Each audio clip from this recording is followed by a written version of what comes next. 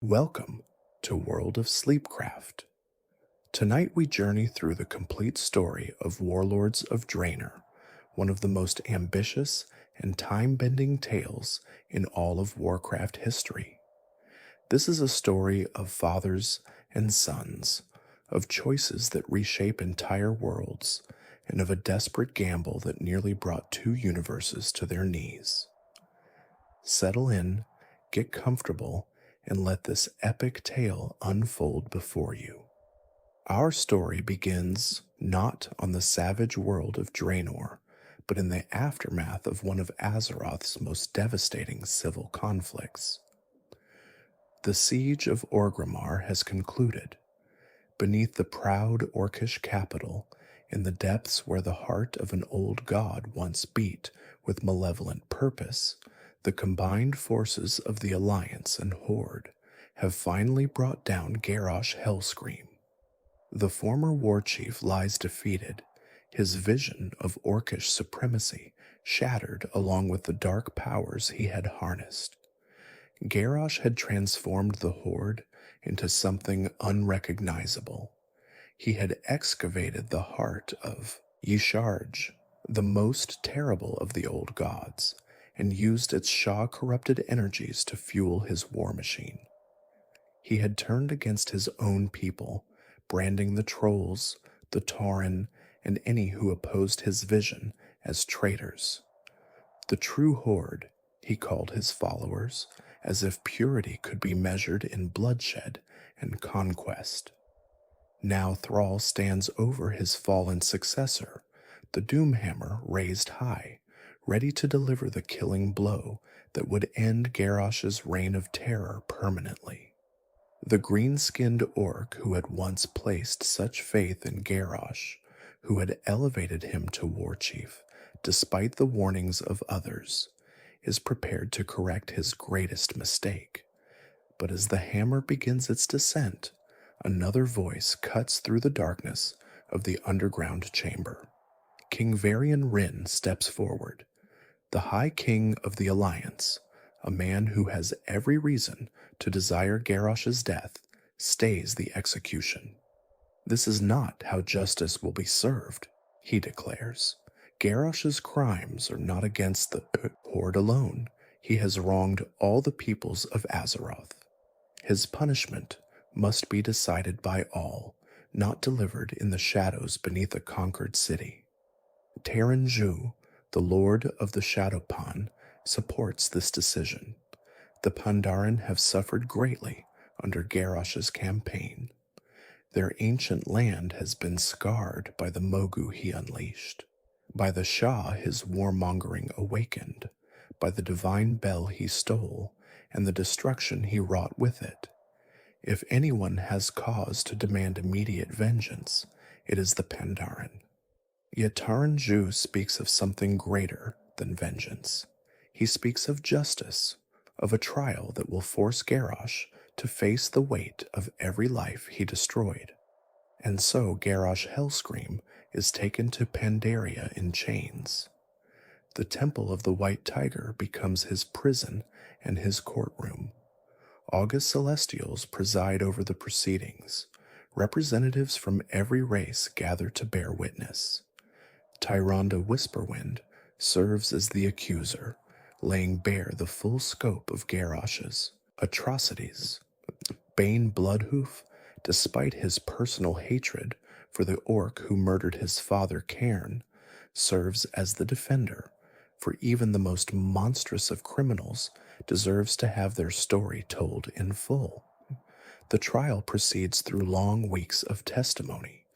Witness after witness comes forward to speak of Garrosh's crimes, the destruction of Theramore, obliterated by a mana bomb that killed Ronin and thousands of innocents, the enslavement of the Pandaren, forced to labor in his war mines, the slaughter at the Vale of Eternal Blossoms, where he desecrated one of Azeroth's most sacred places, the torture chambers beneath Orgrimmar, where political prisoners and dissenters met unspeakable fates.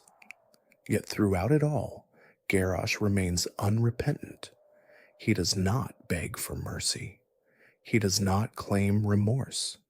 He looks upon his accusers with contempt, still believing that everything he did was right, that the Horde should have followed him into glory, that his only failure was trusting in allies too weak to share his vision.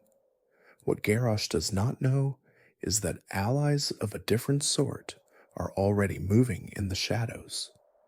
The bronze dragon Kairozdormu has been watching the trial with interest that has nothing to do with justice. Kairos, as he prefers to be called, has grown disillusioned with his flight's sacred duty. The bronze dragons are charged with protecting the timeline, with ensuring that history proceeds as it should. But Kairos has begun to question whether there might be better timelines, different paths that could lead to greater outcomes. He has spent years studying an artifact called the Vision of Time, a device capable of peering into alternate realities. Through it, he has glimpsed worlds where the orcs never drank demon blood, where the Horde never invaded Azeroth, where history took turns both wondrous and terrible, and he has conceived of a plan that will require a very particular kind of partner. Kairos is not alone in his conspiracy. Wrathion, the young black dragon who has appointed himself Azeroth's protector, has provided resources and assistance. Wrathion is obsessed with preparing the world for the coming of the Burning Legion, and he believes that Azeroth needs a stronger horde to survive. He sees in Garrosh a tool that might be useful if properly redirected. The true horde has not been entirely destroyed either. Zaela, the warlord of the Dragonmaw clan, remains loyal to Garrosh's vision. She has gathered remnants of his most fanatical followers, warriors who still believe in the former warchief's dream of orcish conquest. They have allied with an unlikely force, the infinite dragonflight, bronze dragons corrupted by their own despair at the futility of protecting a timeline that will ultimately end in destruction. The attack comes without warning. One moment, the trial is proceeding through another day of testimony. The next, chaos erupts throughout the temple. Infinite dragons materialize from the timeways, their breath weapons tearing through the unprepared defenders. Dragonmaw warriors descend from the skies, their Iron Star explosives creating devastation among the gathered dignitaries. The August Celestials themselves are forced to defend the temple, but even their divine power is stretched thin against so coordinated an assault. In the confusion, Kairos reaches Garrosh's cell. The bronze dragon offers the fallen warchief something he has not possessed since his defeat, freedom. But more than that, he offers possibility. He offers a world where Garrosh's vision might still be realized, where the horde he dreamed of might still rise. All Garrosh must do is step through the portal that Kairos opens, a swirling vortex that leads not to another place, but to another time entirely. Garrosh does not hesitate. Whatever awaits him on the other side, it cannot be worse than dying in a Pandaran prison, executed for crimes he refuses to acknowledge as wrong. He steps through this portal and vanishes from Azeroth, leaving behind only chaos and questions. When Zaela realizes that Garrosh has escaped, she sounds the retreat. The true horde forces pull back, vanishing into the timeways as mysteriously as they appeared. The defenders are left to tend their wounded and count their dead, with no way to pursue their escaped prisoner. The portal Garrosh stepped through carries him 35 years into the past, but not into his own past. This is not the Draenor that existed in the timeline he knows. This is an alternate Draenor, a parallel reality where events have unfolded similarly but not identically. Kairos has used the vision of time to find a moment of supreme importance, the days just before the Orcish clans were meant to drink the blood of the Pit Lord Manaroth and bind themselves to the Burning Legion's service. Garrosh emerges onto a world he has heard about only in stories. He was born on the Prime Draenor, but he grew up in Nagrand long after the world had been shattered into Outland. He never saw his father lead the Warsong clan to glory. He never witnessed the gathering of the Horde. He knows these events only from tales told by veterans and recorded in dusty histories. But Kairos has given him something unprecedented, the chance to witness that history firsthand. More than that, the chance to change it. Kairos explains his plan as they travel through the alien landscape of alternate Draenor. He envisions creating an infinite army drawn from countless parallel timelines, each one providing fresh soldiers for an unstoppable force. With such power, Azeroth could be defended against any threat, even the Burning Legion itself. All Kairos needs is Garrosh's help in bringing the orcs of this Draenor under control. But Garrosh has never been a tool to be used by others. He has no interest in serving a bronze dragon's grand designs. He has his own vision, his own purpose. And as Kairos finishes explaining his plans, Garrosh makes his move. With the same decisive brutality that characterized his reign as warchief, he strikes Kairos down. The bronze dragon, so clever in his manipulations, never anticipated that his pawn might have plans of his own. Kairos dies there, on the soil of alternate Draenor, his vision of infinite armies dying with him. Garrosh stands alone in a world that is not his own, armed only with his cunning, his hatred, and his knowledge of a future that has not yet come to pass. But that knowledge is worth more than any army.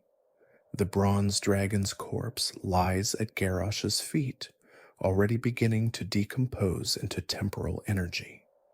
Even in death, Kairos serves as a reminder of what happens to those who try to use Garrosh Hellscream as their pawn. The former warchief has been manipulated before by advisors and by his own pride, but he has learned from those experiences.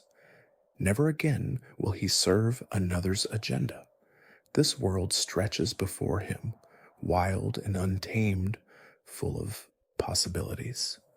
He can feel the raw power in the air, the vitality of a planet that has never been shattered, never been corrupted by decades of demonic influence.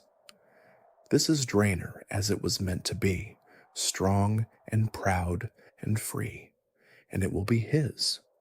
Garrosh surveys his surroundings with the tactical eye of a veteran commander.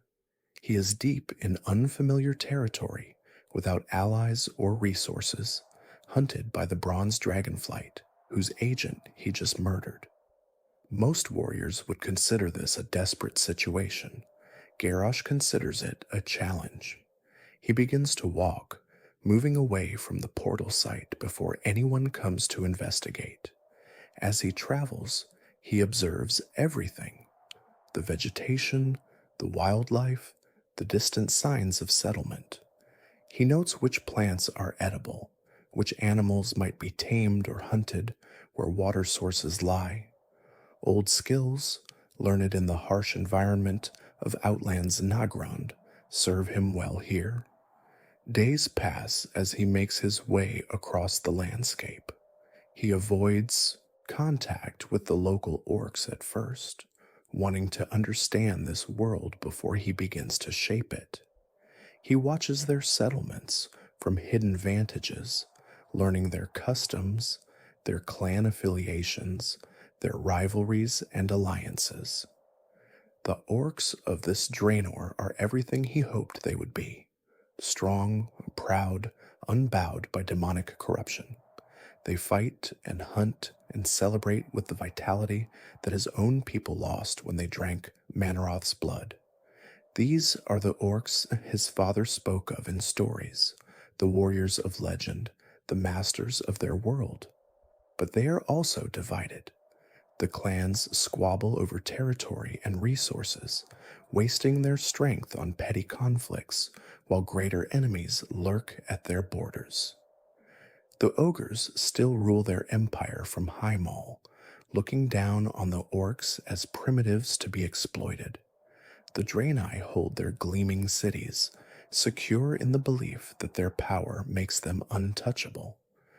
Garrosh sees opportunity in every division, every rivalry, every grudge.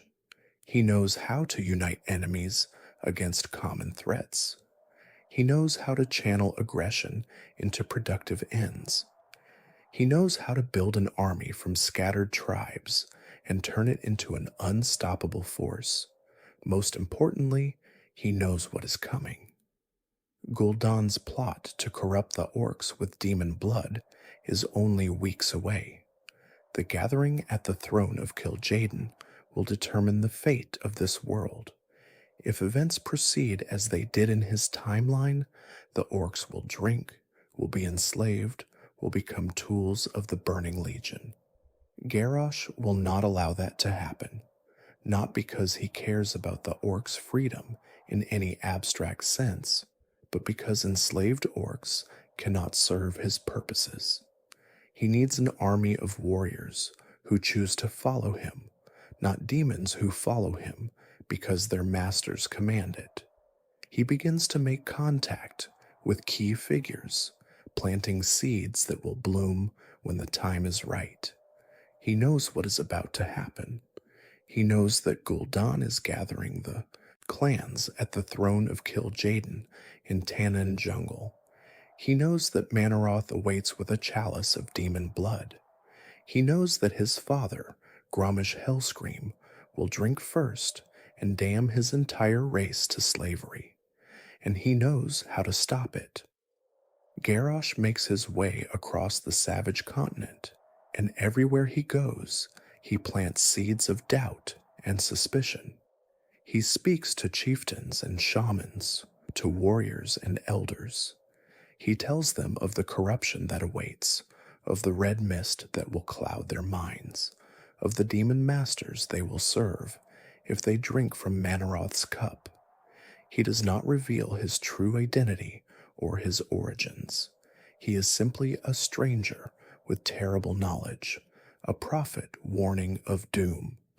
But mere words are not enough to turn the clans from a path their legends say will lead to power. Garrosh needs something more concrete, something that will make his warnings impossible to ignore. Fortunately, he has more than warnings to offer. Through his connections with the Black Fuse Company, the goblin engineers who served him during the siege of Orgrimmar, Garrosh has access to technological knowledge far beyond anything the orcs of this era possess. He knows how to build iron stars, massive rolling weapons of destruction. He knows how to construct siege engines and war machines. He knows how to forge armor and weapons of unprecedented quality. This knowledge he shares freely with the clans, asking nothing in return except that they remember who armed them. He makes contact with Blackhand of the Blackrock clan first. The Blackrock are master smiths, renowned for their metalworking skills. They are also pragmatists, interested in power regardless of its source. When Garrosh shows them schematics for weapons they could never have imagined, Blackhand's interest is immediate. Here is a stranger offering the Blackrock an edge over every other clan, and he asks only that they listen to his counsel. The knowledge spreads. Blast furnaces roar to life across Draenor. Iron foundries begin producing war machines at unprecedented rates. Massive constructs take shape, mechanical beasts that dwarf any weapon the orcs have ever possessed. Within 2 years, the clans have been transformed from primitive warriors into an industrial war machine. The transformation is not without resistance. Some orcs view the new weapons with suspicion, preferring the traditional ways of their ancestors. Shamans warn that the spirits grow restless, disturbed by the smoke and noise of the forges. Elders speak of balance, of the dangers of reaching too far too fast. Garrosh addresses each concern with careful manipulation. To the traditionalists, he points out that the weapons are made by orcish hands, forged from orcish labor, designed to serve orcish purposes. There is nothing alien about steel and fire. The ancestors themselves used tools to hunt and build. These new weapons are simply tools of a different scale. To the shamans, he speaks of necessity. The elements understand survival. They understand that a people must adapt or die. The spirits may be uncomfortable with change, but they will be more uncomfortable with extinction at the hands of enemies who do not share their restraint. To the elders, he appeals to legacy. What greater balance is there than ensuring the orcs survive to see future generations? What greater wisdom than preparing for threats before they arrive? The cautious die forgotten, the bold are remembered forever. His arguments are effective because they contain grains of truth. The orcs do face enemies who would destroy them. The weapons do serve orcish purposes. The spirits do understand survival. Garrosh is not lying to the orcs. He is simply not telling them the whole truth. The whole truth is that Garrosh cares nothing for orcish survival, except as it serves his own agenda. He cares nothing for balance or wisdom or legacy, except as tools to manipulate others. He is building an army to wage war on Azeroth, to take revenge on the world that rejected him, to prove that his vision of the Horde was right all along. The orcs do not see this. They see only a stranger who has brought them power beyond their dreams, who speaks of glory and conquest, who treats them as equals rather than primitives. They follow him because he makes them feel strong, makes them feel important, makes them feel like the masters of their own destiny. It is the same manipulation Garrosh practiced on Azeroth, the same promises of greatness that drew orcs to his true horde. He has learned nothing from his defeats except how to be more subtle, more patient, more thorough. And at the center of it all stands Garrosh, pulling strings and shaping events, waiting for the moment that will define everything. That moment comes atop the highest peak of Tanaan Jungle. Gul'dan, the warlock who sold his soul to demons in exchange for power, has gathered the chieftains of every major clan. Above them, the sky churns with Fel energy as Manaroth the Destructor emerges from a summoning circle, his massive form blocking out the stars. Gul'dan addresses the assembled orcs with the fervor of a prophet.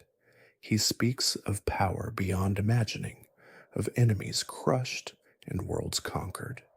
He presents a great chalice filled with the blood of Manaroth, glowing with sickly green light.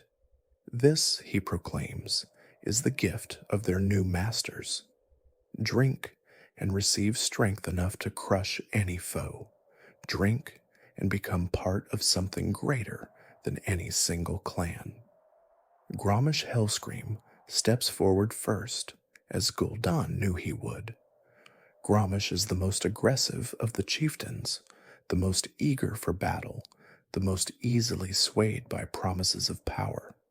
His Warsong clan is feared across Draenor for their savagery, but Garrosh always hungers for more.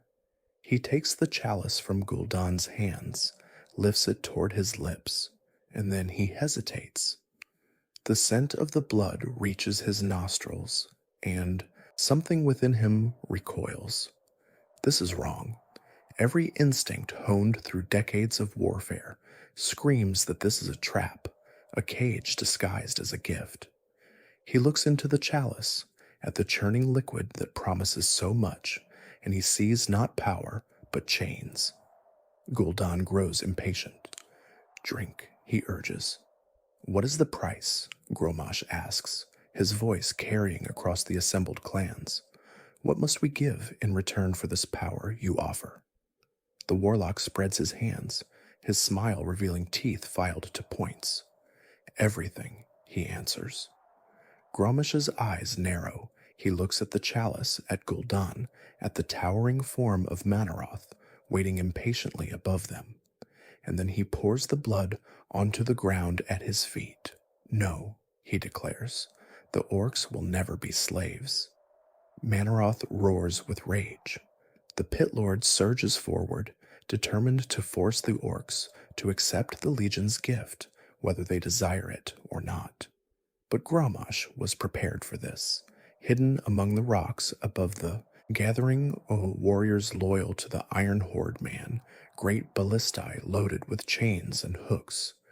At Grommash's signal, they fire.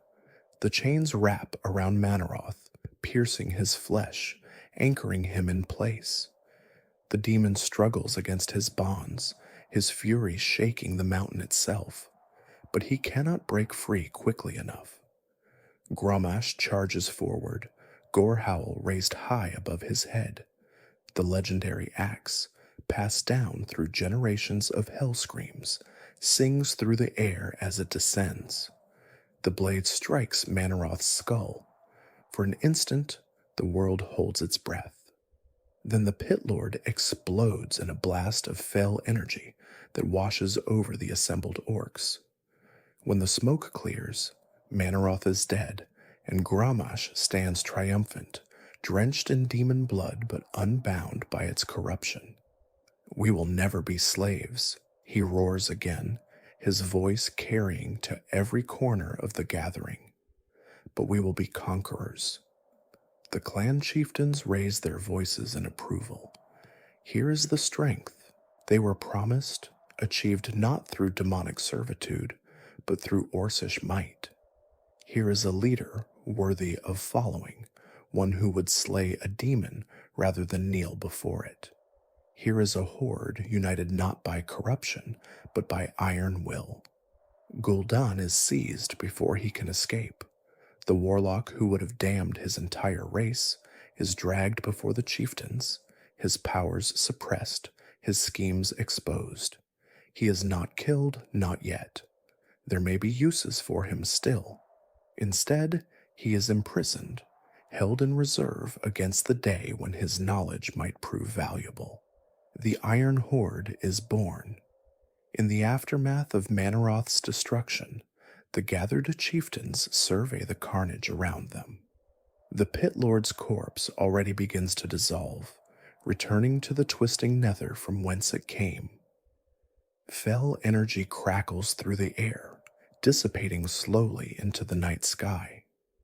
The orcs who stood witness to this moment understand that everything has changed. Grommash speaks to them of destiny. Not the destiny that Gul'dan promised, a destiny of servitude to alien masters, but a destiny of their own making. The orcs have always been warriors. They have always sought conquest and glory. Now they will pursue those goals on their own terms, with their own strength, without any demons pulling their strings. The speech resonates with warriors who have spent their lives fighting for survival on a harsh world. Draenor is not a gentle place. The ogres have oppressed the orcs for generations. The Draenei arrived from the stars with their strange magic and their gleaming cities, settling lands that the orcs had hunted for centuries. Every day is a struggle, and the orcs have grown strong through that struggle. Grommash offers them something they have never possessed before: unity. The clans have always fought each other as much as they fought outside enemies. Old grudges and territorial disputes have kept the orcs divided, easy prey for more organized forces. But united under the Iron Horde, with their industrial weapons and their shared purpose, the orcs will be unstoppable. The chieftains kneel before Grommash one by one. Each pledge binds not just themselves, but their entire clan to the new order. Warriors who have spent their lives competing against each other now become brothers in arms, united by the banner of iron that Grommash has raised. Gul'dan watches from his chains as the world he sought to shape slips away from him. The warlock had spent years carefully manipulating the clans, setting them against each other, preparing them for the moment when desperation would drive them to accept his master's gift. Now all that work lies in ruins, destroyed by a stranger whose knowledge of events to come proved more valuable than any demonic blessing. The warlock does not despair.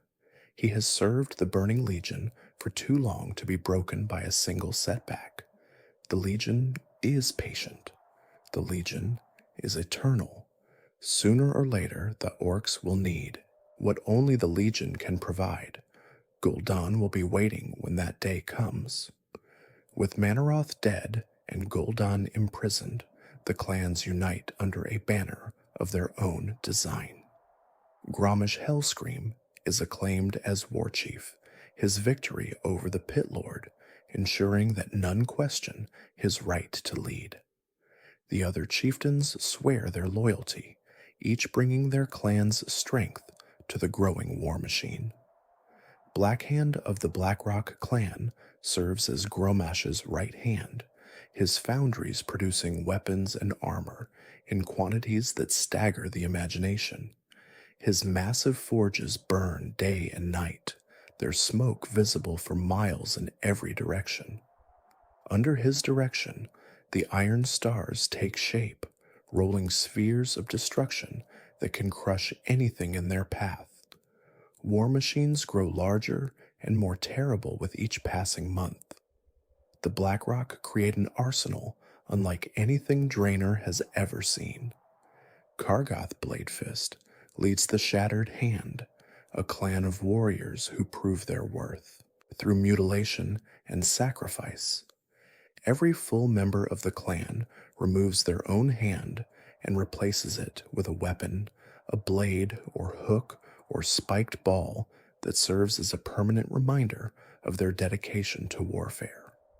Kargoth himself bears a massive scythe-like blade in place of his right hand, and he wields it with deadly precision. His warriors are among the most feared in the Iron Horde, fanatics who welcome pain and deal it out in equal measure. Kilrog Deadeye commands the Bleeding Hollow, a clan infamous for their ritual of foresight. Each chieftain of the Bleeding Hollow removes one of their own eyes in a ceremony that grants them visions of their own death. Kilrog has seen his end, knows exactly how and when he will fall, and this knowledge has granted him a terrible freedom. A warrior who knows when he will die cannot be surprised by death. He can take risks that others would consider suicidal, secure in the knowledge that this is not the day. The Bleeding Hollow follow their one-eyed chief with absolute loyalty. Ner'zhul leads the Shadow Moon clan, though his position within the Iron Horde is complicated. The Shadow Moon are not warriors in the traditional sense. They are astrologers and spirit speakers, shamans who read the stars and commune with the ancestors. Ner'zhul himself is an elder statesman, more comfortable with prophecy than with battle, but the Iron Horde has use for seers, and Grommash makes it clear that the Shadow Moon will serve or be destroyed. Ner'zhul chooses survival. He leads his clan into the Iron Horde, though his commitment to Gromish's cause is always suspect. The Shadow Moon go through the motions of loyalty while secretly chafing under the warrior culture that dominates the New Order. Other clans join as well. The Thunderlord bring their massive Gron hunting traditions. The Warsong contribute their legendary wolf riders, mounted warriors whose speed and ferocity have terrorized Draenor for generations. The Burning, Blade, the Bonachewer, the Laughing Skull all bow before the New Order. Only one major clan refuses to join. The Frostwolf, led by Duratan's son of Garad, will not swear loyalty to Gromash's vision of conquest. Duratan sees the Iron Horde for what it truly is, a war machine that will consume everything in its path, including eventually itself. He keeps his clan isolated in the frozen wastes of Frostfire Ridge, hoping that the Iron Horde will overlook them in their rush toward greater conquests. Duratan's decision is not made lightly. He knows that refusing Gromish risks everything his clan has built. The Frostwolves are not as numerous as the Blackrock or as fierce as the Warsong. They survive through cunning and cooperation, through their bond with the great Frost Wolves that share their frozen homeland. If the Iron Horde decides to crush them, they will not be able to resist for long. But Duratan also knows his people. The Frostwolves have never thrived under outside rule. They fought against the Ogre Empire when other clans submitted. They maintain traditions that other orcs have abandoned, honoring the spirits of the land and the ancestors who came before. To join the Iron Horde would mean surrendering everything that makes the Frostwolves who they are. His mate Draka supports his decision, as she always does. Draka was born sickly, an outcast among the Frostwolves, until she proved her worth through sheer determination. She understands what it means to stand apart from the crowd, to forge your own path when others would have you follow theirs. She will stand with Duratan against any enemy, even if that enemy is the united might of every other orc clan on Draenor. Garrod, Duratan's father and former chieftain of the Frostwolves, disappeared years ago on a hunt that went wrong. Duratan inherited leadership before he was truly ready, forced to guide his people through challenges that would have daunted warriors twice his age. He has grown into the role, but the weight of responsibility never quite leaves his shoulders. Now he must keep his clan safe while the rest of Draenor prepares for war. It is the greatest challenge he has ever faced. The Iron Horde does not have time to deal with reluctant clans. They have a portal to build. Deep in Tannan Jungle, construction begins on the greatest undertaking the Orcish race has ever attempted. The Dark Portal rises piece by piece, its massive stones quarried from mountains across Draenor and transported by Gron labor. Fel energy is not used in its construction. Instead, the Iron Horde draws upon other sources, including members of the captured Shadow Council who are sacrificed to power the gateway. Gul'dan watches from his prison as his followers are led to their deaths, their souls torn from their bodies to fuel the portal's enchantments. Each sacrifice brings the gateway closer to completion. Each death serves the Iron Horde's purpose, even as it diminishes the Warlock's remaining allies. But Gul'dan is patient. He has served demons for decades. He knows that temporary setbacks mean nothing to those who think in centuries. The Legion will not forget their faithful servant. The time will come when he will have his revenge on Grommash and all who stand with him. The portal is designed to reach not just across space, but across realities. Its destination is not the Draenor of the past or the Outland of the present, but Azeroth itself, the world that the Legion has long coveted. The Iron Horde will succeed where the demon-corrupted Horde failed. They will conquer Azeroth without demonic assistance, proving once and for all that Orcish strength needs no infernal crutches. Garrosh has provided the coordinates.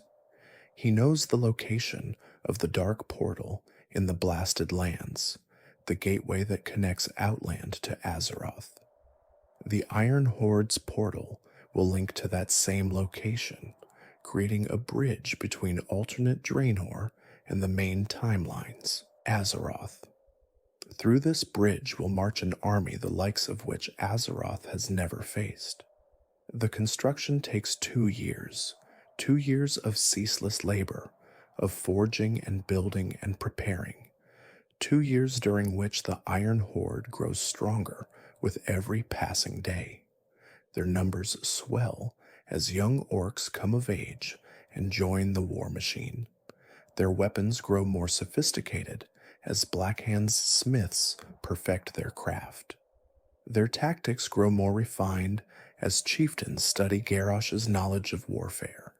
And then one day, the portal is complete. The gateway stands taller than any structure the orcs have ever built. Its stone frame rises toward the sky, carved with runes that pulse with barely contained energy. At its center, a shimmering barrier of red light awaits activation, the doorway to another world, another reality, another chance at conquest. And Grommash himself performs the activation ritual. He stands before the portal, Gorehowl raised high, and speaks the words that will connect 2 worlds across the vast gulf of dimensions.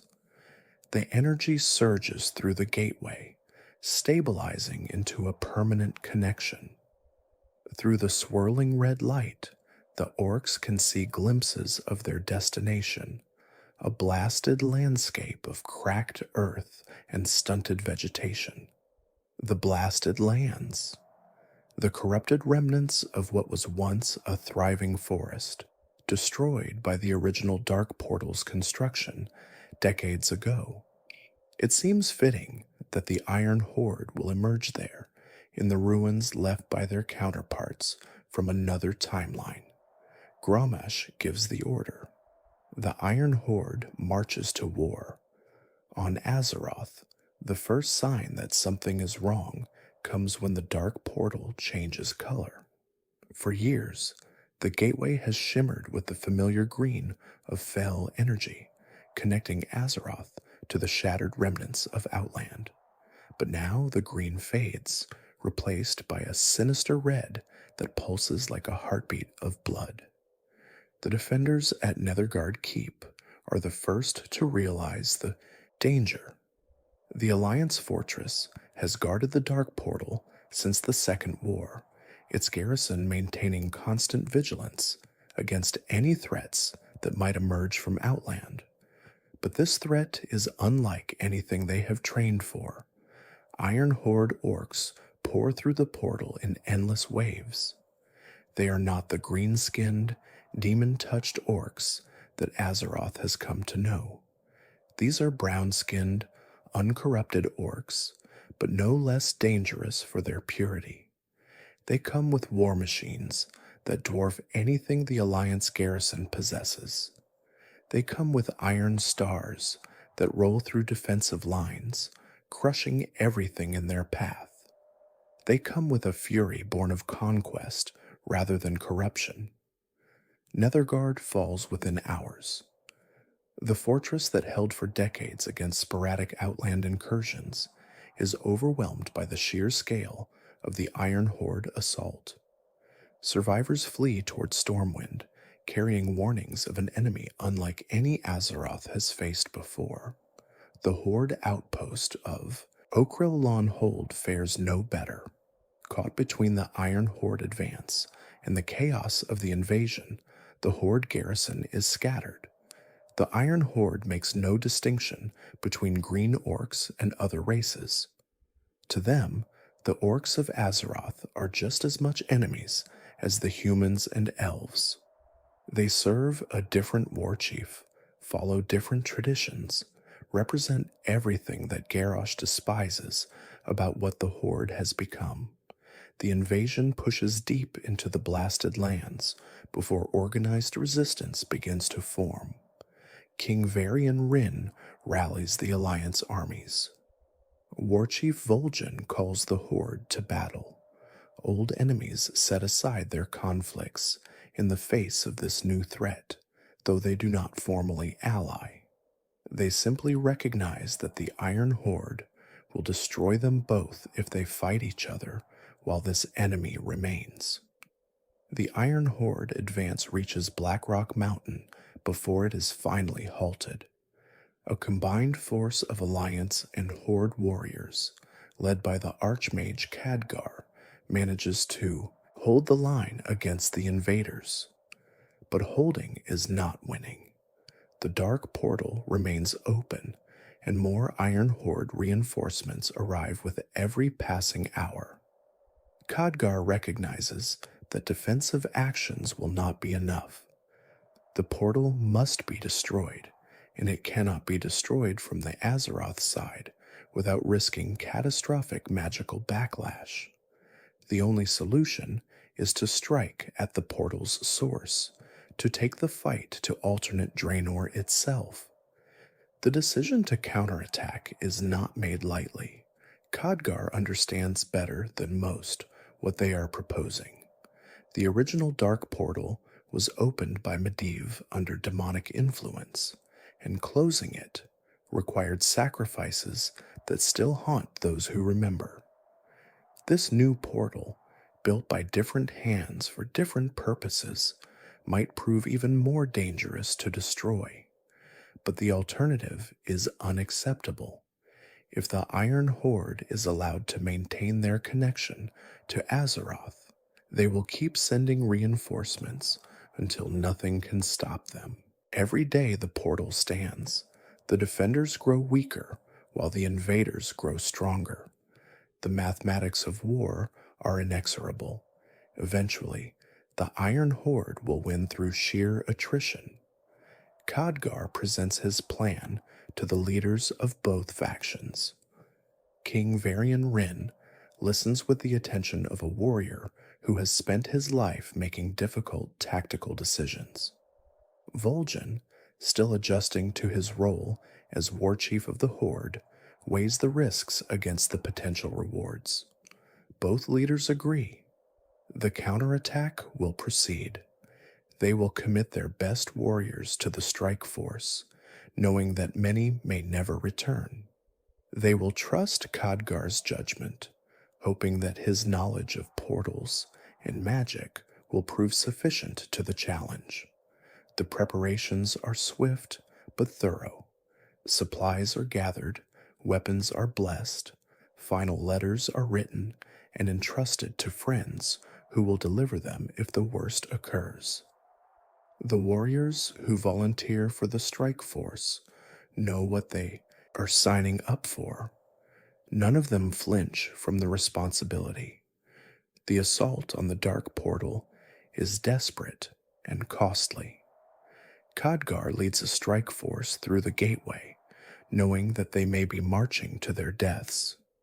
The goal is simple, but nearly impossible. Fight through the Iron Horde defenses in Tannan Jungle and destroy the portal from within. The strike force includes heroes of both Alliance and Horde. Vindicator Marad, the Draenei paladin who survived the orcs' genocide of his people, fights alongside the expedition. Thrall himself joins the battle, determined to confront the monster that wears his predecessor's face. Champions from every race and class throw themselves against the Iron Horde lines. The battle through Tannan Jungle is a nightmare of fire and blood.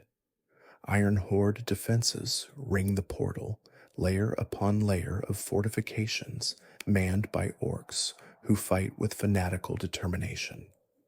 War machines roll through the jungle, their cannons tearing through the advancing strike force.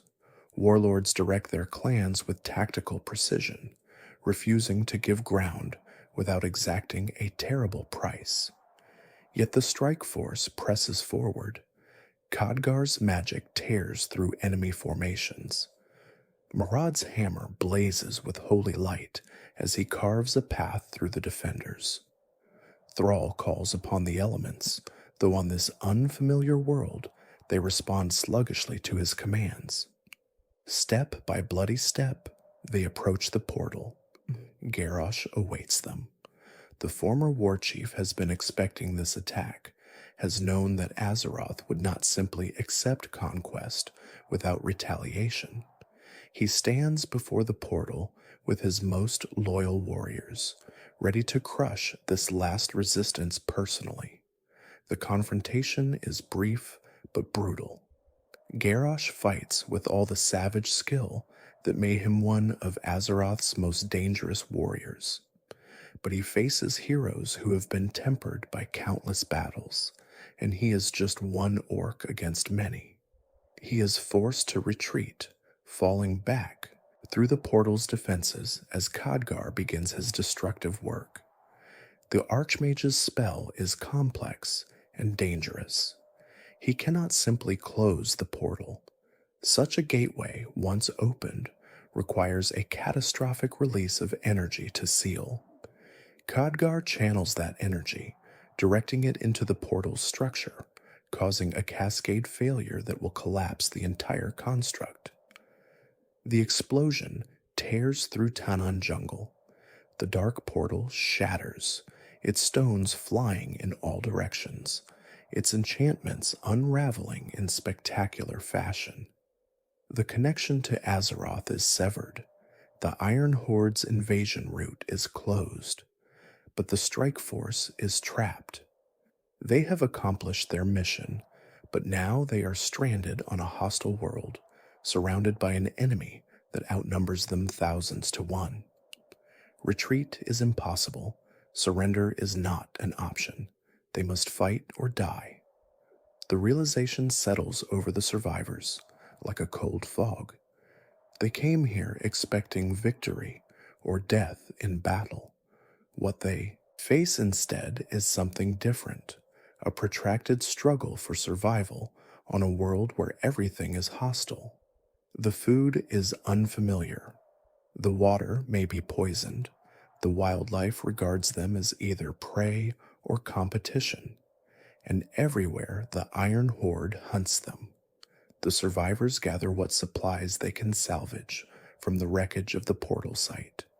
Weapons, armor, healing potions, rations that will last a few days at most. It is not enough, not nearly enough, but it will have to do. Khadgar takes stock of their situation with the detachment of a veteran commander. They have perhaps 200 fighters still capable of battle, drawn from both Alliance and Horde. They have a handful of mages who can provide magical support. They have healers who are already overwhelmed with wounded. They have courage and determination and little else. Against them stands the entire Iron Horde war machine. Tens of thousands of warriors, countless war machines, warlords who know this land intimately, who can track prey across any terrain, who will not rest until every invader is dead. The odds are impossible, but impossible odds have never stopped the champions of Azeroth before. Khadgar leads the survivors in a desperate flight through Tanaan jungle.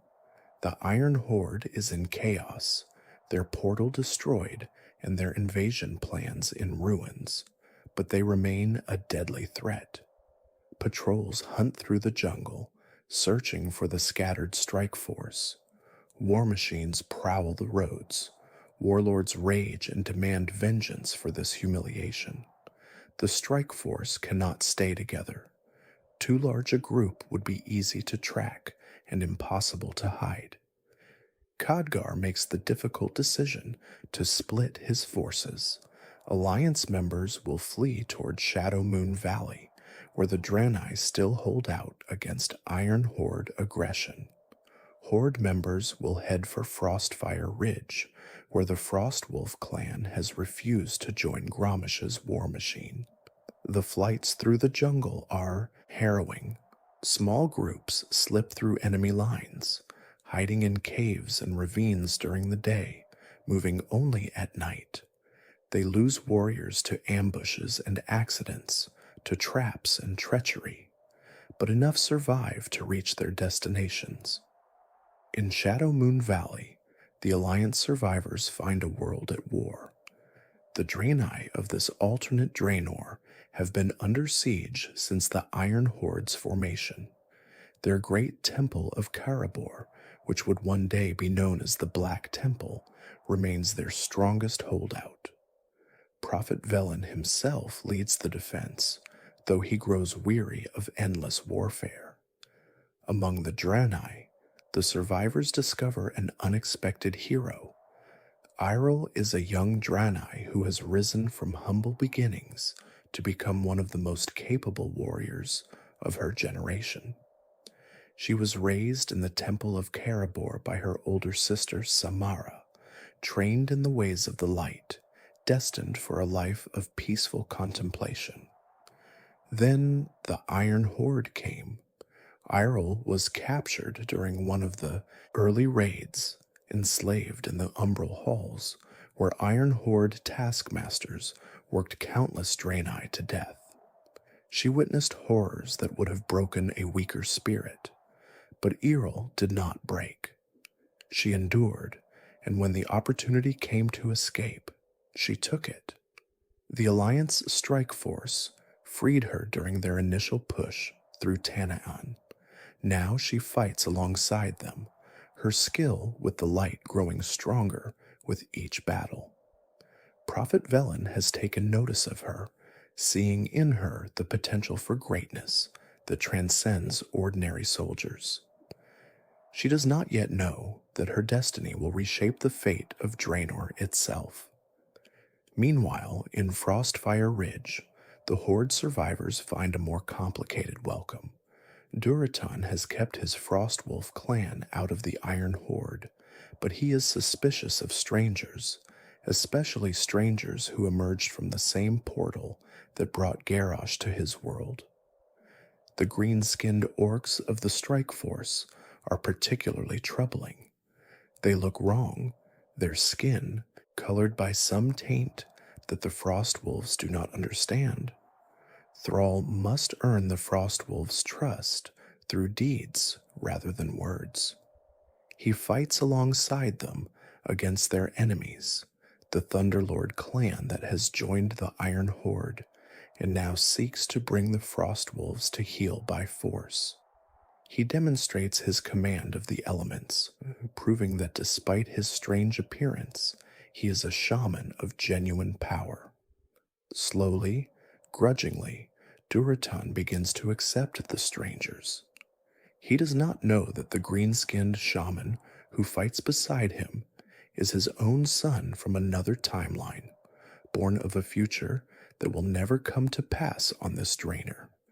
He knows only that this warrior is honorable, capable, and dedicated to defeating the Iron Horde. The relationship between Thrall and Durotan becomes one of the most emotionally complex dynamics of the entire campaign. Thrall grew up without parents, without clan, without any connection to his orcish heritage, except what he could piece together from books and the reluctant accounts of his captors.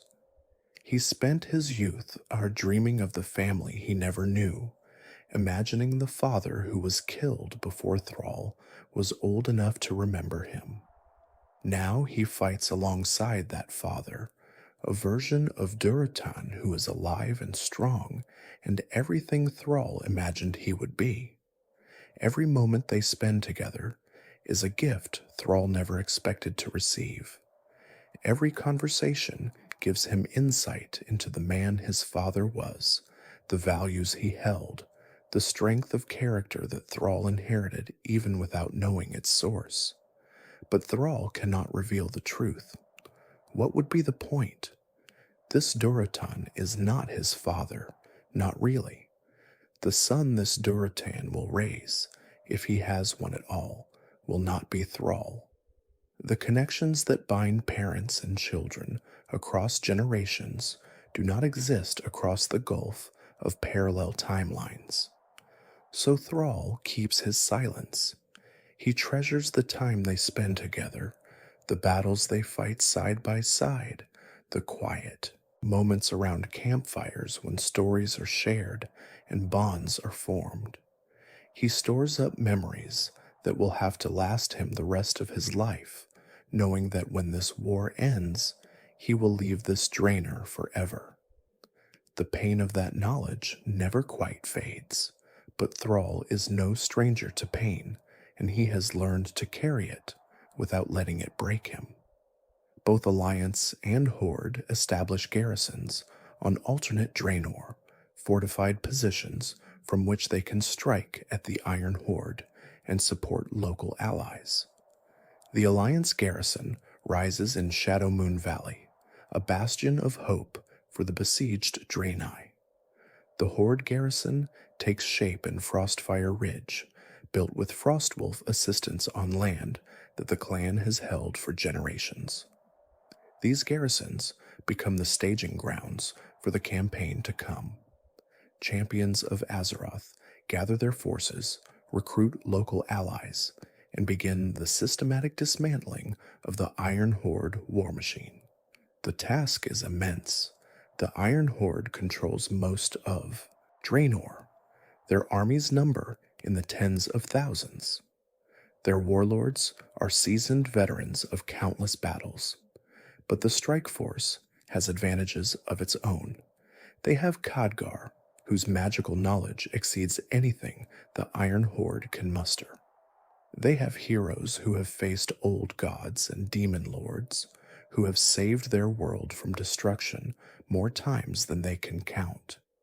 They have the support of local populations who hate the Iron Horde and will do anything to see it destroyed. The campaign begins in earnest. The world of alternate Draenor is vast and varied, a planet of extremes where every region presents unique challenges and opportunities.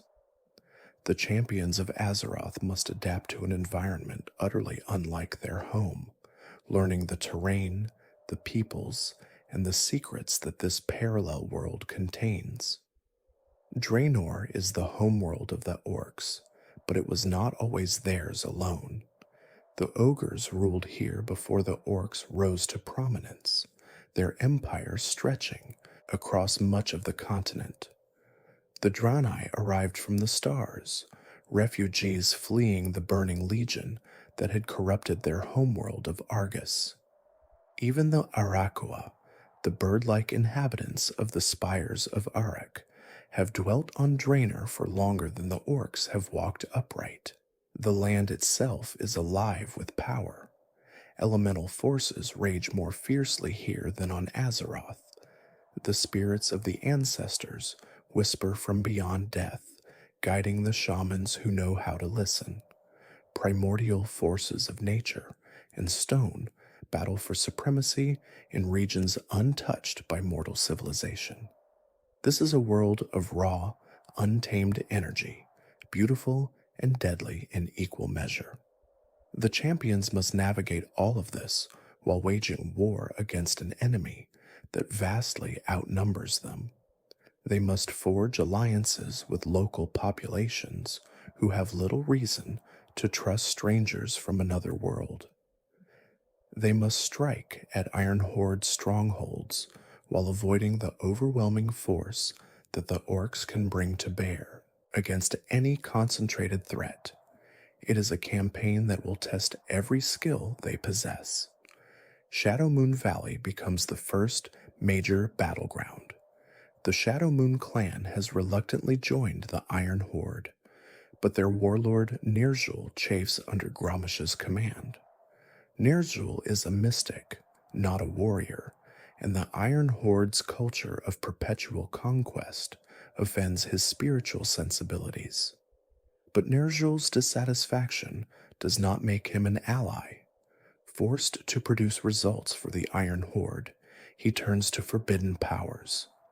The stars above Shadowmoon Valley have always held secrets, and Ner'zhul has spent decades learning to read them. Now he reaches beyond the stars themselves, touching something dark and terrible. The void answers his call.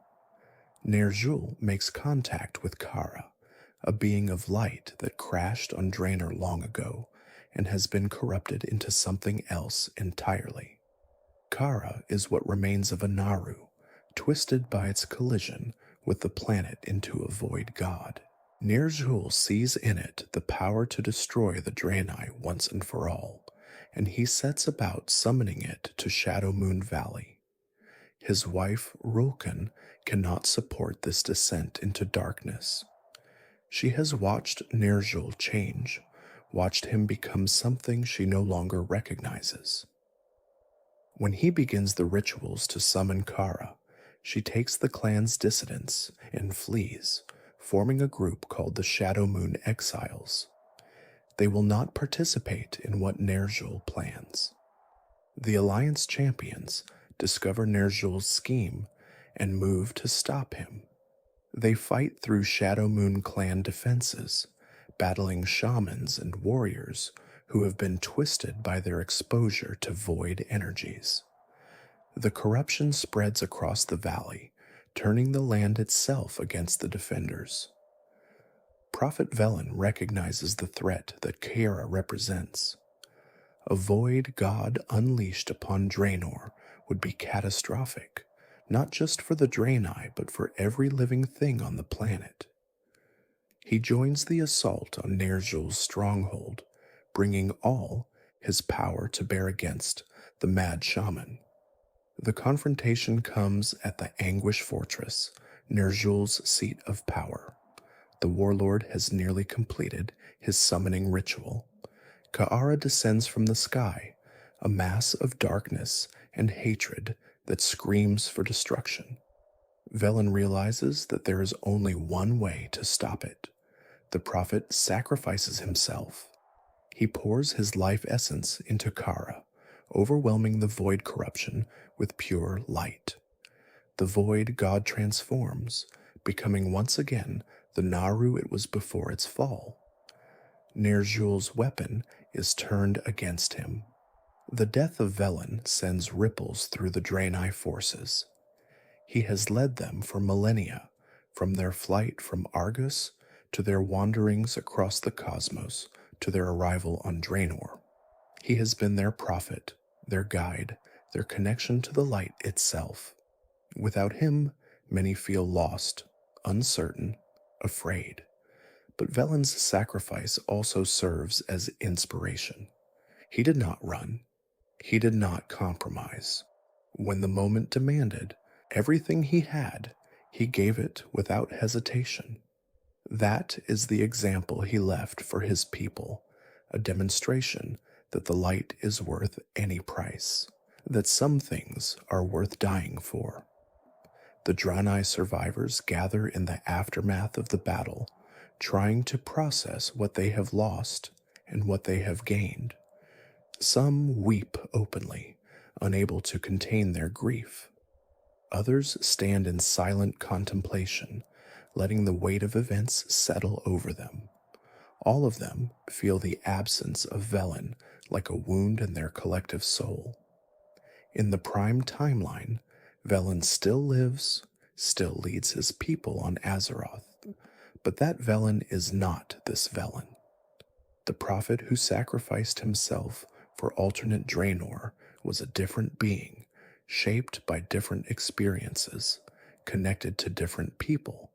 His death cannot be undone by the survival of his counterpart in another reality. The Draenei must learn to continue without him. It will not be easy, but they have endured worse and survived. They are a people defined by perseverance, by the refusal to surrender even when all seems lost. Velen taught them that lesson over millennia. Now they must live it without his guidance. Iryll is present for Velen's sacrifice. She watches the prophet give his life to save her people, to save all of Draenor. In his final moments, he passes something to her, a blessing, a mark of his faith in her potential. She will carry that blessing forward, becoming the leader the Draenei need. Ner'zhul retreats to the Shadowmoon burial grounds, the sacred tombs of his ancestors. There, surrounded by the spirits he once communed with in peace, he makes his last stand. The Alliance champions follow him into the depths and end his threat permanently. The Shadowmoon clan is broken. Those who survive scatter across Draenor, their warlord dead, their dark ambitions thwarted. One of the Iron Horde's great clans has been removed from the war. The victory in Shadowmoon Valley is significant, but the Alliance forces know it is only the beginning. The Iron Horde still controls most of Draenor. Other warlords command armies just as dangerous as Ner'zhul's. The road ahead will be long and bloody. Iryll takes time to mourn the losses, to honor those who fell in the campaign. She visits the graves of Draenei warriors who gave their lives defending their people. She prays at the Temple of Karabor, where Velen's sacrifice will be remembered for generations.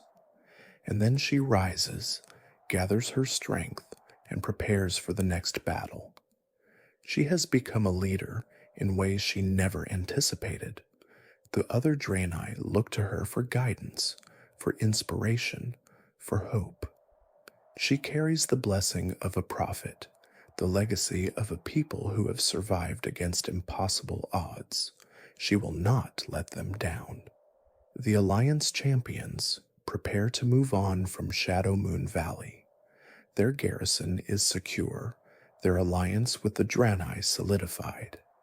But there are other battles to fight, other warlords to defeat, other regions to liberate. The campaign continues. In Frostfire Ridge, the Horde forces face a different challenge.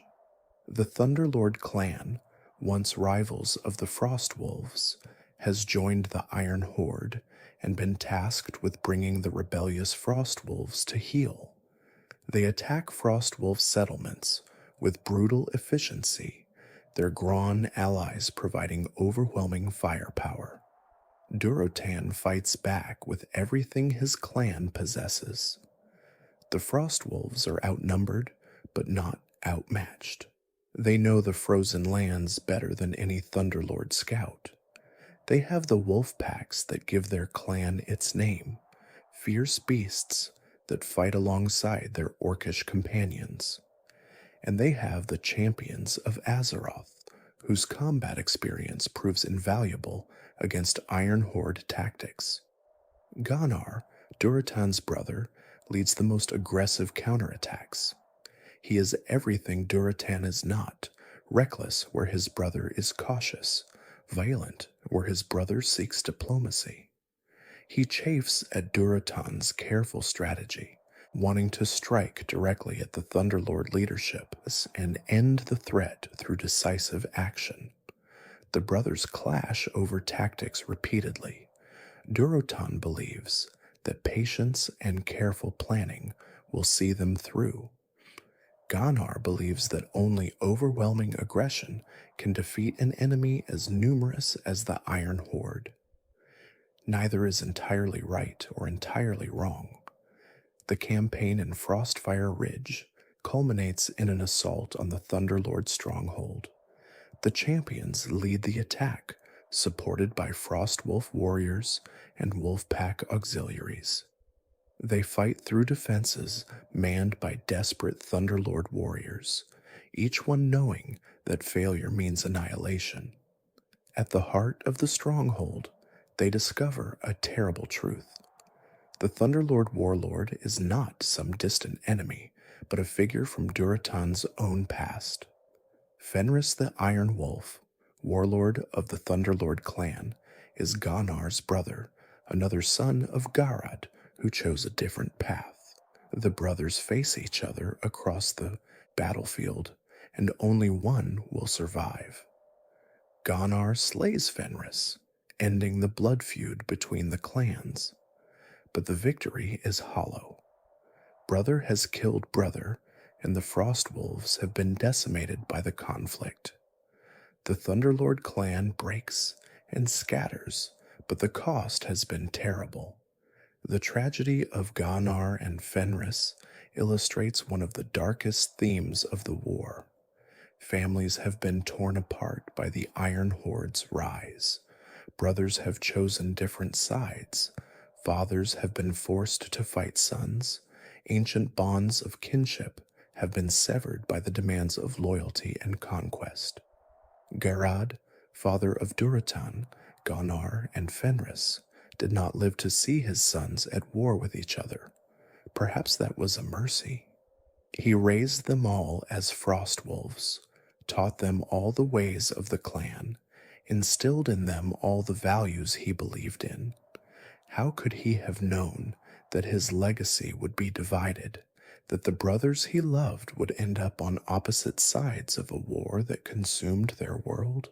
Fenris made his choice when he allied with the Thunderlords, abandoning the Frostwolf values he was raised with in favor of the Iron Horde's promise of glory. Gonar made his choice when he drove his blade through his brother's heart, choosing clan loyalty over blood ties. Neither choice was easy, neither can be unmade.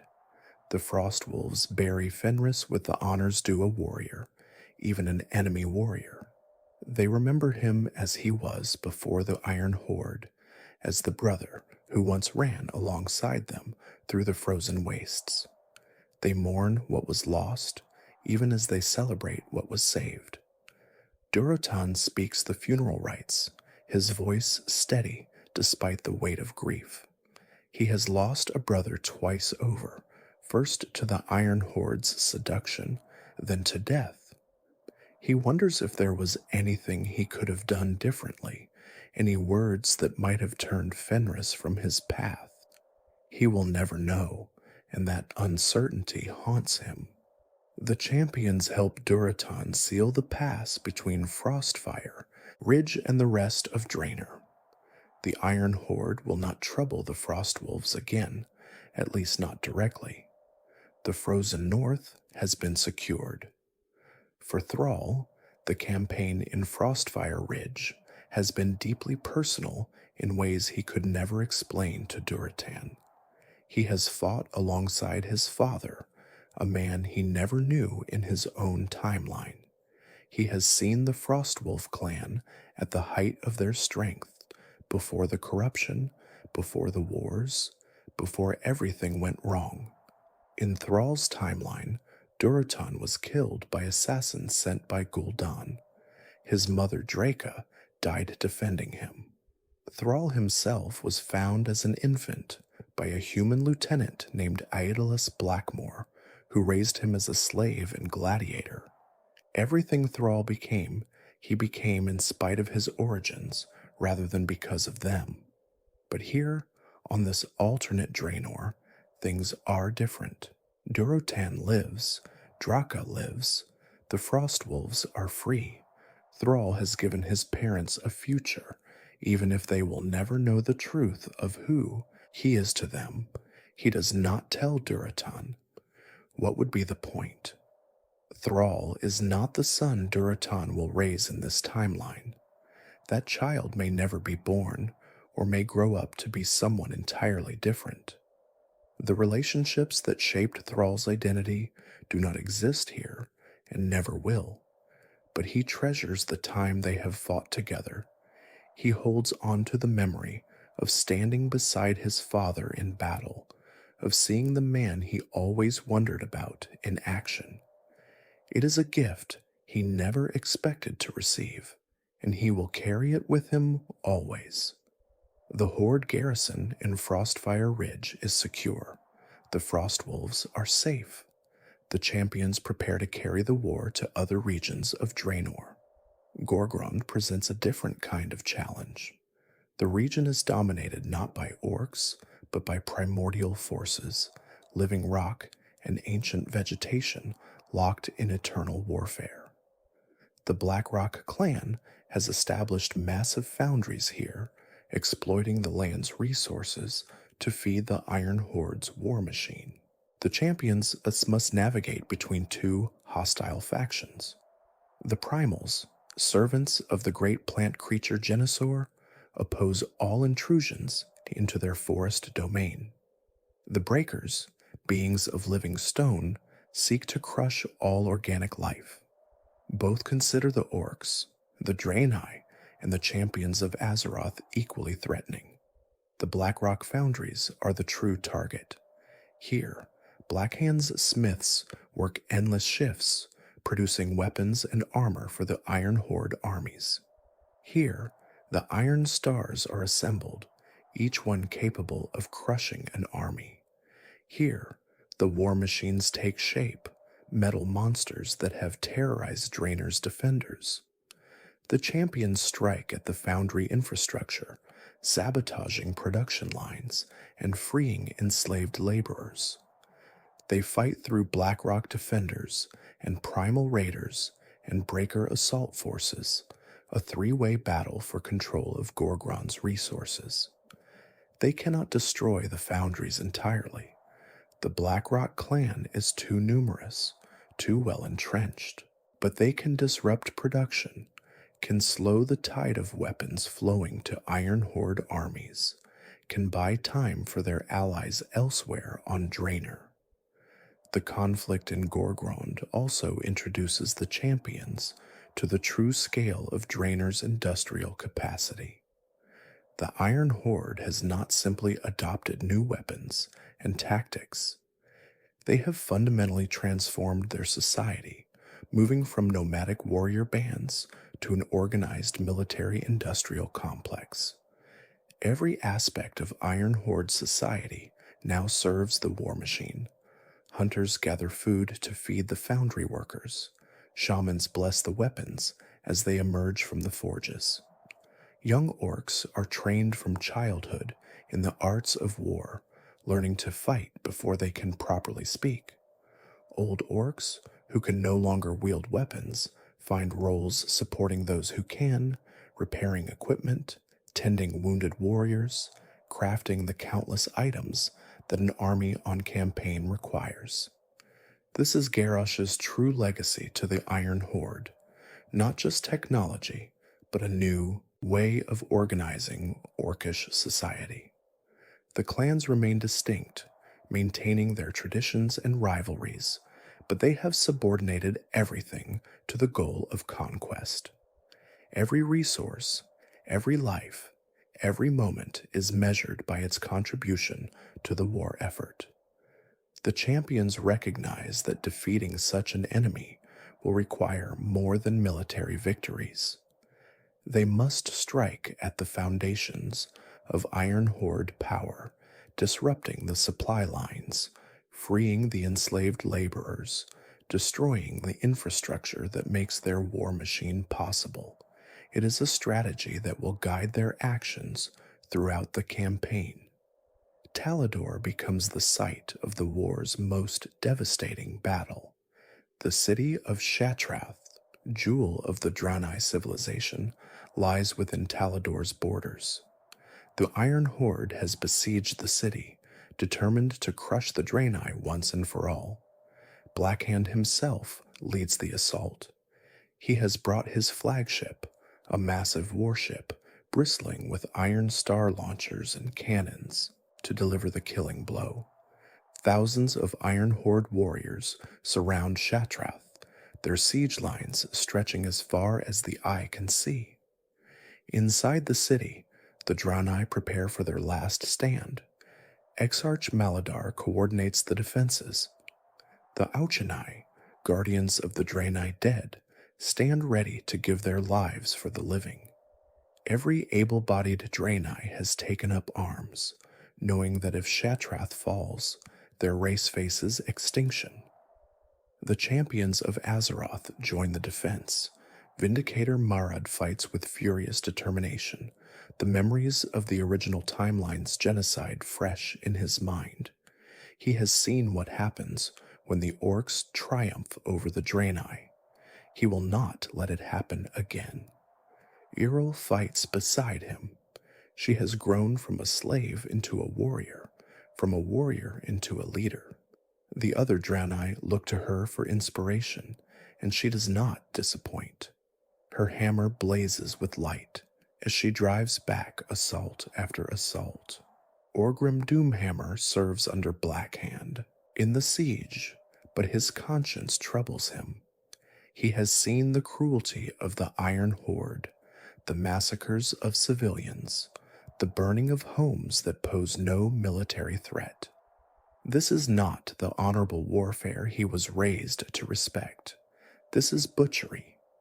When Blackhand orders the murder of prisoners, Orgrim refuses. The two orcs clash, former allies turned bitter enemies.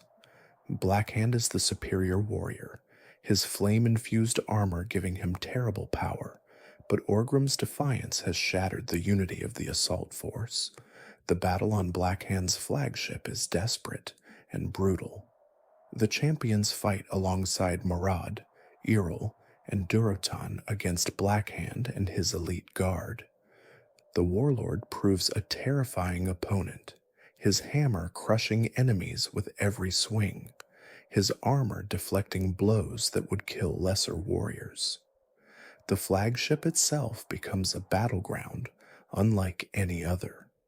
Chains and rigging swing overhead, creating hazards for combatants on both sides. Explosions rock the deck as Iron Star launchers discharge wildly, their crews dead or scattered. Fire spreads through the lower holds, sending smoke billowing up through the hatches. Blackhand fights with the fury of a cornered animal. He knows what defeat means, not just for himself, but for the entire Iron Horde campaign. If he falls here, if Shatrath is saved, then the momentum of conquest shifts decisively against his people. The Draenei will rally. The champions will grow bolder. The Iron Horde's enemies will sense weakness and attack from every direction. So he fights with everything he has. His hammer, forged in the heart of his own foundry, burns with flames hot enough to melt armor on contact. His strength is legendary even among orcs, honed through decades of smithing and warfare. His tactical mind calculates angles and openings, even as his body moves through combat, seeking any advantage that might turn the tide. The champions match him blow for blow. They have faced threats like Blackhand before, warlords and chieftains who believed their strength made them invincible. They know that even the mightiest warrior can be brought down by coordinated assault, by exploiting weaknesses, by refusing to give ground no matter how fearsome the opponent. Marad sees an opening. Blackhand has left himself vulnerable for just an instant, focused on another enemy. Marad charges, knowing that this may be his only chance to end the warlord's threat. His hammer connects with Blackhand's chest, staggering the massive orc. But Blackhand recovers faster than Marad anticipated. The warlord's counterstrike catches the Vindicator before he can raise his guard. Marad falls, mortally wounded, his last words a prayer for Yril to carry on without him. Yril screams with rage and grief. Light pours from her, a blinding radiance that forces Blackhand back. She drives her hammer into the warlord's armor, cracking the enchanted metal, forcing him to retreat from the field. Khadgar's magic strikes the flagship, tearing it apart. Blackhand escapes into the sea, but his assault force is in ruins. Shatrath is saved, though the cost has been terrible. Marad is buried with full honors, a hero who gave his life for a world that was not his own. Errol stands beside his grave and swears that his sacrifice will not be in vain. The Draenei remember Murad as more than just a warrior. In the Prime timeline, he survived the Orcs' genocide of the Draenei, losing his sister to their savagery. He carried that pain with him for decades, channeling it into his service to the light. When the chance came to fight for a Draenor where that genocide might be prevented, he volunteered immediately.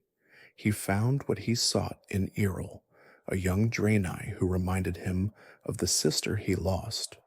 He mentored her, trained her, believed in her when she doubted herself.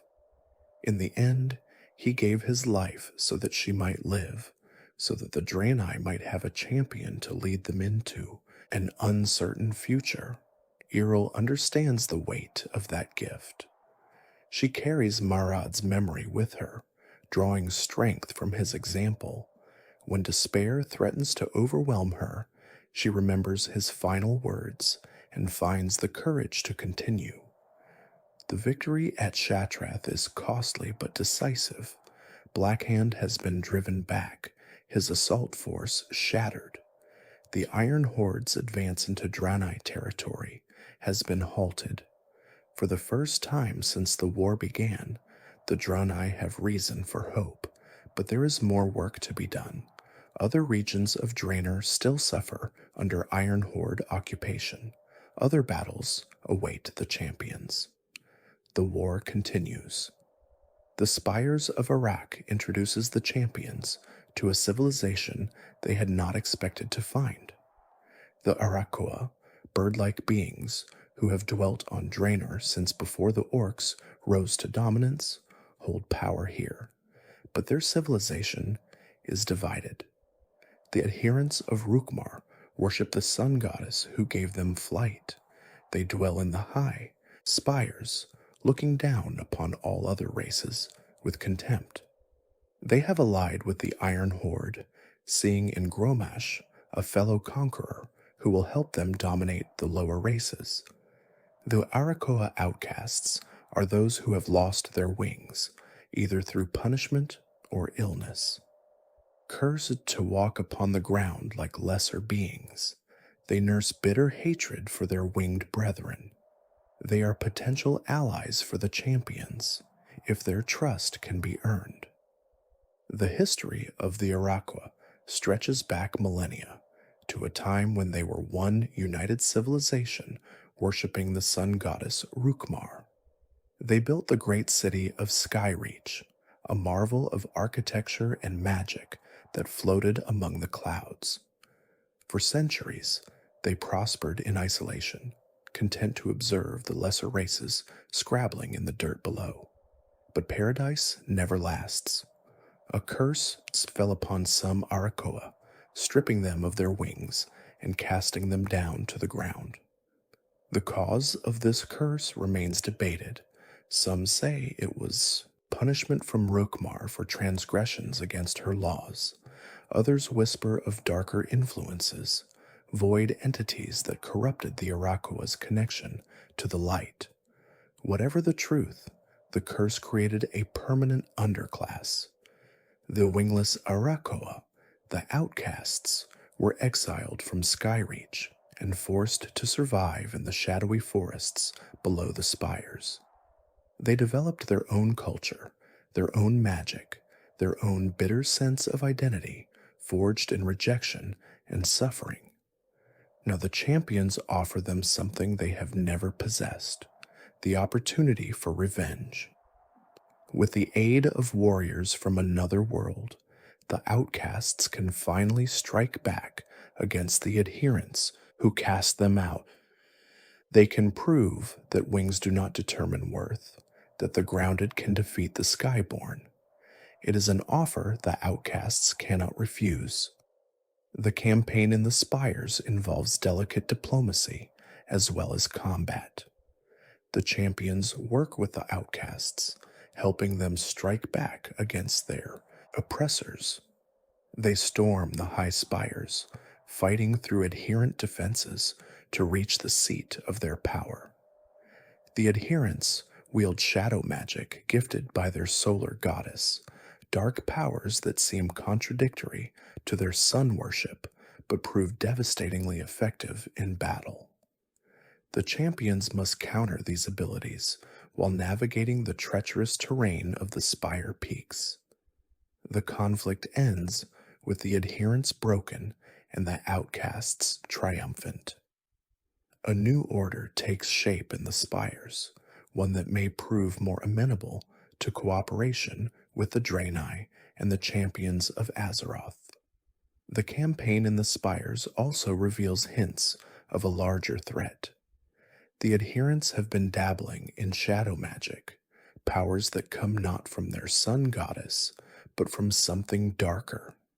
Some of their leaders have made contact with agents of the Burning Legion, seeking new sources of power to maintain their dominance. This is a warning sign that the champions note carefully. The Legion's influence is never far from events on Draenor. Even with Gul'dan imprisoned and the Shadow Council scattered, the demons have not given up on this world. They are patient, eternal, always seeking new avenues of corruption. The champions add this information to their growing understanding of the forces at play on Draenor. The Iron Horde is the immediate threat, but the Legion lurks behind everything, waiting for an opportunity to strike. Any victory that does not account for the demon's schemes may prove hollow in the end. Nagrand is where Garrosh Hellscream has made his stand. The lush grasslands that were once the breadbasket of Draenor now serve as the heartland of the Warsong clan, and Garrosh has claimed leadership of his father's warriors. This is personal for Thrall. The green-skinned shaman has come to this world to confront the monster he inadvertently created. He was the one who elevated Garrosh to war chief. He was the one who believed that the son of Grommash could be a great leader. He bears responsibility for everything Garrosh became. The campaign through Nagrand brings the champions face to face with the Warsong clan at the height of their power. Wolf Riders patrol the grasslands, their speed and ferocity making them deadly opponents. The clan's stronghold of Gromashar bristles with defenses that would daunt any attacking force. But the champions are not any attacking force. They have crossed worlds to reach this point. They have fought through every major clan of the Iron Horde. They have watched friends die and cities burn. They will not be stopped by one more stronghold, no matter how formidable. The assault on Gromashar is fierce, but successful. The champions breach the outer defenses, fight through the inner wards, and reach the throne room where Garrosh waits. The former war chief has expected this confrontation. He has prepared for it. But before the champions can engage, Thrall steps forward. "This is not a battle for armies," he declares. "This is a matter of honor between two orcs." He challenges Garrosh to Mak'gora, the traditional duel that settles disputes among orcish warriors. Garrosh accepts. He has always believed himself superior to Thrall, whom he views as a weakling corrupted by alien influences. Here, at last, he will prove that the old ways are best, that strength and fury triumph over diplomacy and restraint. The duel that follows is legendary. Thrall and Garrosh clash with all their skill and power. Garrosh fights with pure martial prowess, his axe Gorehowl singing through the air with deadly precision. Thrall calls upon the elements, but on this unfamiliar world, they respond slowly, giving him less advantage than he would have on Azeroth. The battle rages across the throne room and beyond, two titans locked in combat that will determine the fate of worlds. Garrosh is the superior physical combatant, his strength and speed honed through decades of warfare. But Thrall fights with something Garrosh lacks, the conviction that he is fighting for more than himself. In the end, Thrall's connection to the elements proves decisive. Stone rises to trap Garrosh's limbs. Lightning crashes from the sky, striking the former warchief with devastating force. Garrosh falls, broken and defeated. His last words are defiant. He has no regrets. He would do it all again if given the chance. He believes even now that he was right all along. Thrall ends him. The former warchief of the Horde dies on a world that was never truly his home, killed by his predecessor, his dreams of conquest dying with him. The death of Garrosh Hellscream sends shockwaves through the Iron Horde. He was the architect of their rise, the stranger who brought them knowledge of weapons and tactics beyond anything they could have developed on their own. Without him, the Iron Horde loses its connection to the future, its source of technological innovation, its guiding vision. More importantly, his death proves that the Iron Horde is not invincible. A single orc, the very leader who created them, has been struck down by enemies he should have crushed. If Garrosh could fall, then perhaps the warlords can fall as well.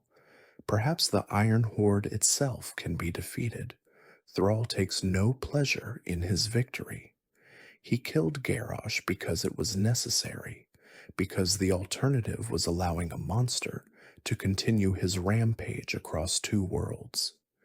But he cannot escape the knowledge that he helped create that monster, that his poor judgment as warchief contributed to everything Garrosh became. He will carry that guilt for the rest of his life. It will shape his decisions, his leadership, his understanding of what it means to bear responsibility for others. Garrosh's blood is on his hands, a burden he accepts but can never truly expiate. The champions gather around Garrosh's body. There is no celebration, no joy in their victory, only grim satisfaction that one more threat has been eliminated and determination to continue the war until the Iron Horde is completely destroyed. The death of Garrosh does not end the war. The Iron Horde still controls vast swathes of Draenor. Garrosh Hellscream still commands armies that outnumber the defenders many times over. The clans still follow their warlords with fierce loyalty. But the Iron Horde has suffered grievous losses. Ner'zhul is dead. Kargath Bladefist has fallen. Blackhand has been driven back, his assault force shattered. The clans that remain have been bled white by constant warfare. And into this chaos steps Gul'dan. The warlock has waited patiently in his prison, watching the Iron Horde stumble from disaster to disaster. He has always known that this moment would come. The orcs rejected the Legion's gift, and now they are paying the price. Without demonic power, they are merely orcs, strong but finite, brave but mortal. Gul'dan's followers break him free. The Shadow Council, never entirely destroyed, has rebuilt itself in the shadows of the Iron Horde's war. They are ready to serve their master once more. The warlock goes to Garrosh. The warchief of the Iron Horde has never looked so diminished. His son is dead. His armies are broken. His dreams of conquest have turned to ash. Gul'dan offers him a way out, the same offer he made years ago atop Tanayan jungle. Drink the blood of Manaroth, accept the Legion's gift, gain power enough to crush every enemy. The moment hangs suspended in time. Every orc in the chamber watches, waiting to see what Garrosh will do. His choice will determine the fate of their people, just as his choice years ago atop Tanaan jungle determined it then. Some part of Gromash must be tempted. He has lost so much. His Iron Horde lies in ruins. His son is dead, killed by the same enemies who now press against his borders. The vision of conquest that drove him forward has crumbled to dust. Here is a chance to reclaim that vision, to gain the power necessary to crush his enemies once and for all. But Gromash did not build the Iron Horde only to surrender it to demons. He did not defy Manaroth only to drink from the Pit Lord's blood now. He is many things: a conqueror, a warlord, a father who could not save his son. But he is not a slave, and he will never be one. Gromash refuses. He has built his entire identity around rejecting demonic corruption. To accept now would mean admitting that everything he has done was wrong, that the deaths of countless warriors were meaningless, that his son died for nothing. Gul'dan smiles. He expected nothing less. The warlock raises his hand, and Fel energy crackles through the chamber. Gromash reaches for Gorehowl, but he is too slow. The magic overwhelms him, trapping him in bonds of shadow and flame. The warlock turns to the assembled clan chieftains. Who among them is brave enough to accept power? Who will drink when their war chief will not? Kilrog. Deadeye steps forward. The warlord of the Bleeding Hollow has seen his own death in visions, and he knows this is not the day. He has always been practical about power, caring less about its source than its effectiveness. He takes the cup that Gul'dan offers and drinks deep. The transformation is immediate and horrifying. Kilrog's body warps, growing larger and more monstrous. His skin turns green, then darkens toward black as fell corruption saturates every cell. When the change is complete, he is no longer truly orc, but something else, a fel orc, a demon in mortal flesh. Other warriors follow. Those who drink gain terrible power, but surrender their souls to the Legion's service. Those who refuse are cut down by their transformed brethren. Within hours, the Iron Horde has become the Fel Horde. Gul'dan seizes control. Gromash is imprisoned, kept alive as a trophy, and a reminder of what happens to those who defy the Legion. The surviving warlords either swear loyalty to Gul'dan or are destroyed. The Shadow Council takes its place at the head of the Orcish forces. The transformation of the Iron Horde into the Fel Horde is both swift and terrible. Orcs who resisted drinking demon blood are hunted down and given a simple choice: drink or die. Many choose death, but many more accept corruption rather than face annihilation. The Fel orcs that emerge from this process are stronger than their uncorrupted brethren, but also more savage, more difficult to control. They hunger for battle and slaughter, driven by demonic urges that overwhelm whatever honor or restraint they once possessed. Gul'dan does not care about their discipline.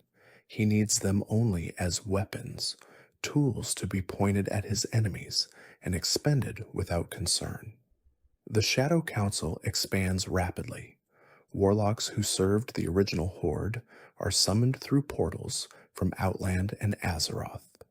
Demons arrive in ever greater numbers, called by the Fel energy that saturates Tanaan jungle. Gul'dan works tirelessly to prepare for the Legion's arrival, knowing that his masters expect results. The champions of Azeroth watch these developments with growing alarm. They had thought the Iron Horde was their primary enemy, a military threat that could be defeated through conventional warfare. Now they face something far worse. The Burning Legion has established a foothold on Draenor, and if they are not stopped quickly, they will use it to launch a new invasion of Azeroth. The final battle approaches. Tanaan jungle transforms into a nightmare. Gul'dan unleashes the Fellblight, a corrupting agent that spreads across the land like a plague. Green fire consumes the forest. Demons pour through portals that the warlock opens across the region. The very earth cracks and bleeds Fel energy. At the heart of this corruption rises Hellfire Citadel, the fortress that Grommash built as the Iron Horde's stronghold has been transformed by Gul'dan's magic. Massive pillars of stone impale its highest tower. Fel forges replace the clean iron foundries. Demon commanders direct armies of Fel orcs and summoned creatures. The champions of Azeroth recognize that this is the final battle. If Gul'dan succeeds in his plans, he will open a new portal to Azeroth, one powered by demonic energy rather than orcish engineering. The Legion will pour through, and nothing will stop them from burning both worlds to ash. Khadgar leads the assault on Tanaan jungle. Every surviving ally joins the offensive. The Draenei bring their paladins and priests.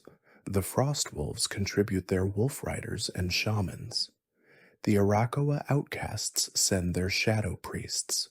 Even the primals and breakers of Gorgrond temporarily cease their eternal war to oppose the greater threat.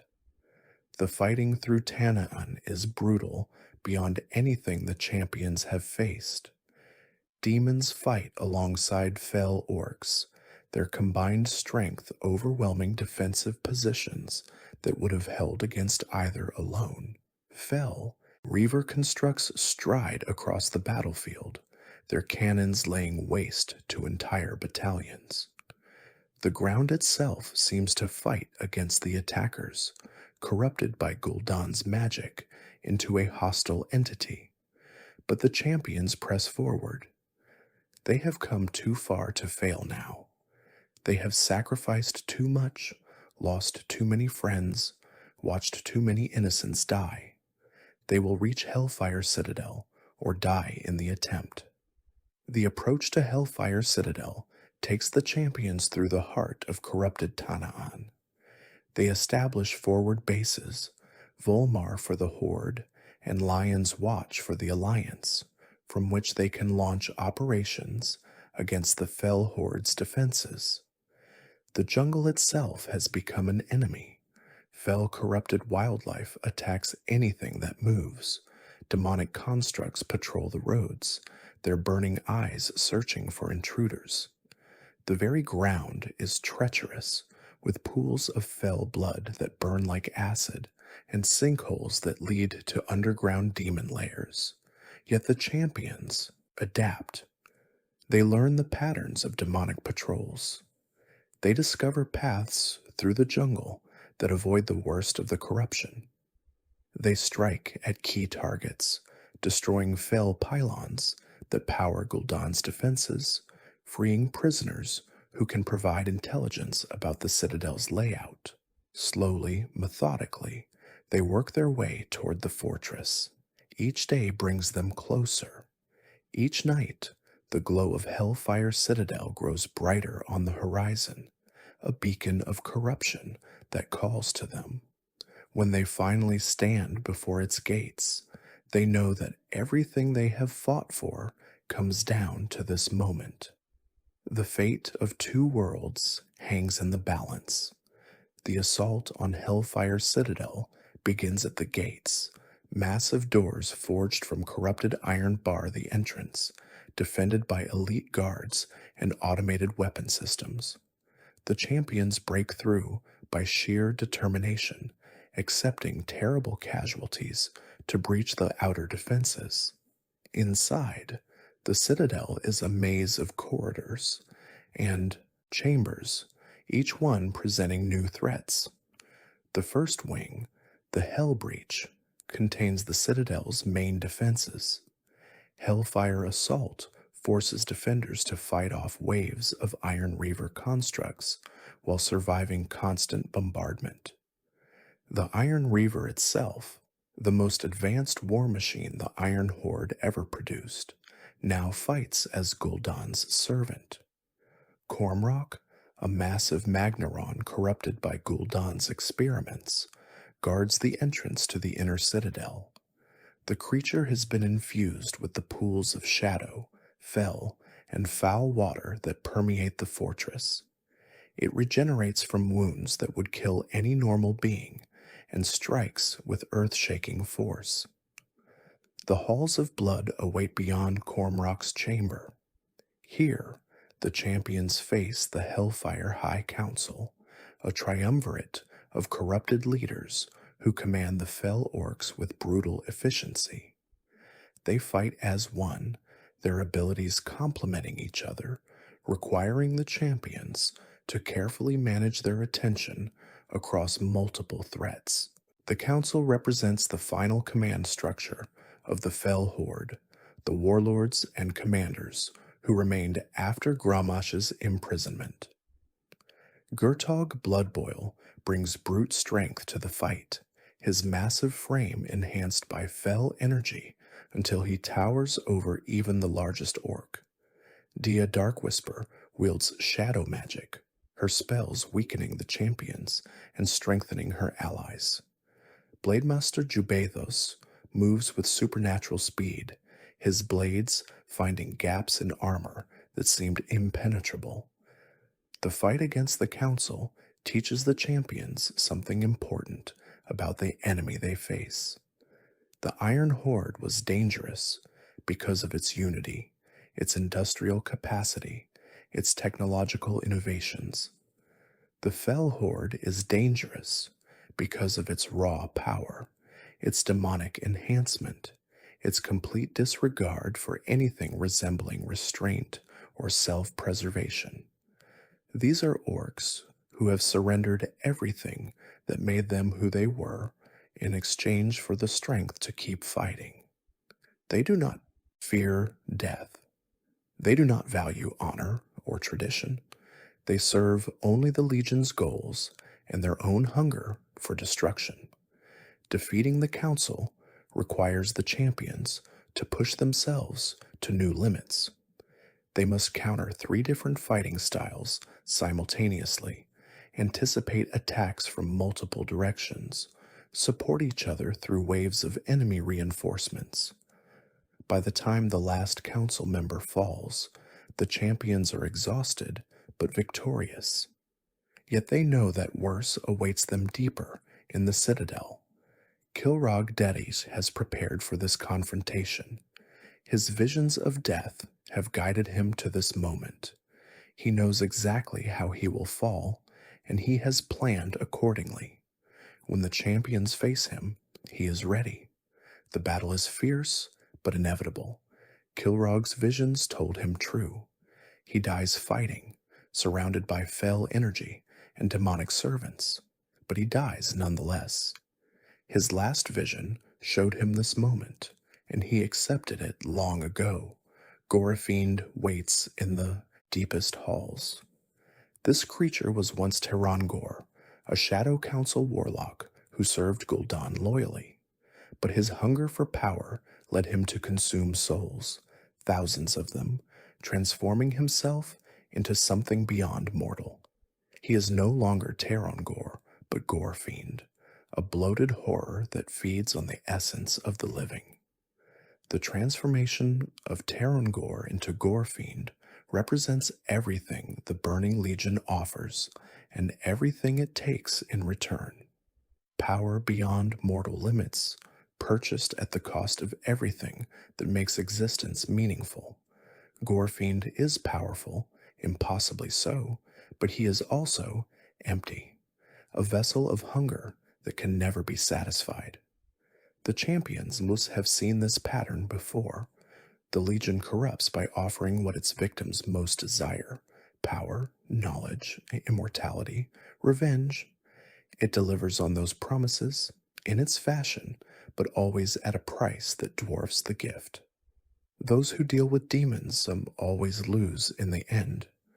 Gorofiend is proof of that truth. He wanted power, and he received it. Now he is a monster, unable to stop feeding, unable to find satisfaction, trapped in an existence of perpetual hunger. If he were capable of regret, he might wish he had never accepted Gul'dan's bargain. But that capacity was consumed long ago, along with everything else that made him Terrangor. The fight against Gorofiend takes the champions into the creature's very stomach, a nightmare realm where consumed souls scream for release. They must defeat him from within while maintaining their sanity against the horror of their surroundings. The souls that Gorofiend has consumed are not merely fuel for his power. They are trapped, conscious, aware of their fate, but unable to escape it.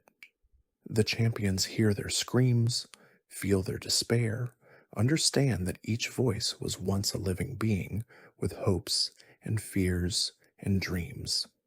Some of those voices are familiar. Soldiers lost in the early battles of the campaign, their bodies never recovered, their souls taken by Shadow Council warlocks and fed to the growing horror. The champions recognize faces in the swirling mass of consumed essence, friends and allies they thought merely dead. The horror of it threatens to overwhelm them. But the champions have faced horror before. They push through the despair, channeling their rage into strikes against Gorofiend's vulnerable essence. They fight for the souls trapped within, for the chance to free them from their eternal torment. The Bastion of Shadows holds even greater threats. Shadow Lord Iskar, leader of the corrupted Arakoa faction, wields shadow magic that can turn allies against each other. Sokrathar the Eternal has been transformed into a demon, his soul bound to a construct body that grants him terrible power. Tyrant Velhari, a Draenei who chose to serve the Legion rather than fight it, commands forces that blend light and shadow in blasphemous combinations. Each battle pushes the champions to their limits. Each victory comes at the cost of wounds and exhaustion, but they cannot stop. They cannot rest. Gul'dan's plans near completion, and every moment of delay brings catastrophe closer. The presence of corrupted Draenei among the Legion's servants is particularly disturbing to those who know the Draenei's history. The Draenei fled Argus to escape the corruption of the Eridar, spending millennia running from the burning Legion that their former brothers now serve. To see any Draenei willingly embrace that corruption, to choose to become what their ancestors fled, represents a betrayal beyond measure. Tyrant Velhari was once a paladin, a defender of her people, a champion of the light. What could drive such a person to abandon everything she stood for? The champions wonder, even as they fight her. Was it despair at the endless war against the Iron Horde? Grief for fallen comrades? Thus the seductive whispers of Legion agents promising power or peace or revenge? They will never know. Velhari dies without explaining herself, without showing any sign of regret or doubt. Whatever path led her to this moment, she walked it to the end. Her story serves as a warning of how far anyone can fall, given the right circumstances and the wrong choices. The champions press on, wounded in body and spirit, but determined to see this through. They have not come this far to fail now. They have not sacrificed so much to turn back at the threshold of victory. The Destructor's Rise contains the Citadel's most powerful defenses. Fel Lord Zakuun, a jailer who has tormented countless victims across thousands of years, guards the approach to Gul'dan's throne Shulhorax, a creature of the void that has been bound by fell magic, embodies the unstable power that results from combining two incompatible forces. And then there is Manaroth, the pit lord whose blood was meant to enslave the orcs has been resurrected by Gul'dan's magic. His rebirth required the sacrifice of countless souls and the channeling of incredible Fel energy, but the result is a demon more powerful than ever before. Manaroth remembers his previous death at Gromash's hands. He burns for vengeance. For the orcs among the champions, and for those who know orcish history, the sight of Manaroth reborn carries a weight that transcends mere tactical concern. This is the demon who corrupted the orcish race, who transformed them from proud warriors into slavering murderers, who set in motion a chain of events that destroyed two worlds. In the prime timeline, Manaroth's blood created the Fel orcs who rampaged across Azeroth. His corruption led to the slaughter of countless innocents, the destruction of Stormwind, the genocide of the Draenor. The orcs spent generations trying to break free from the chains he placed upon them, and many believe they never truly succeeded. To face him here, resurrected and hungry for revenge, is to confront the darkest chapter of orcish history made flesh. Every warrior who carries orcish blood must fight not just a demon, but the legacy of their own people's greatest shame. Gromish killed Manaroth once before, both on this Draenor and in the prime timeline. Both times, his death marked a turning point, a moment when the orcs reclaimed some measure of their honor. Now the champions have the chance to destroy him again, to prove that demons can be beaten, that corruption can be overcome. The battle against Manaroth is chaos incarnate. The pit lord's strength is immense, his fell magic devastating, his rage unstoppable. He summons demons from the twisting nether to aid him. He unleashes attacks that reshape the battlefield itself. He will not be denied his revenge a second time. But the champions are not the same warriors who began this campaign. They have grown in power through countless battles.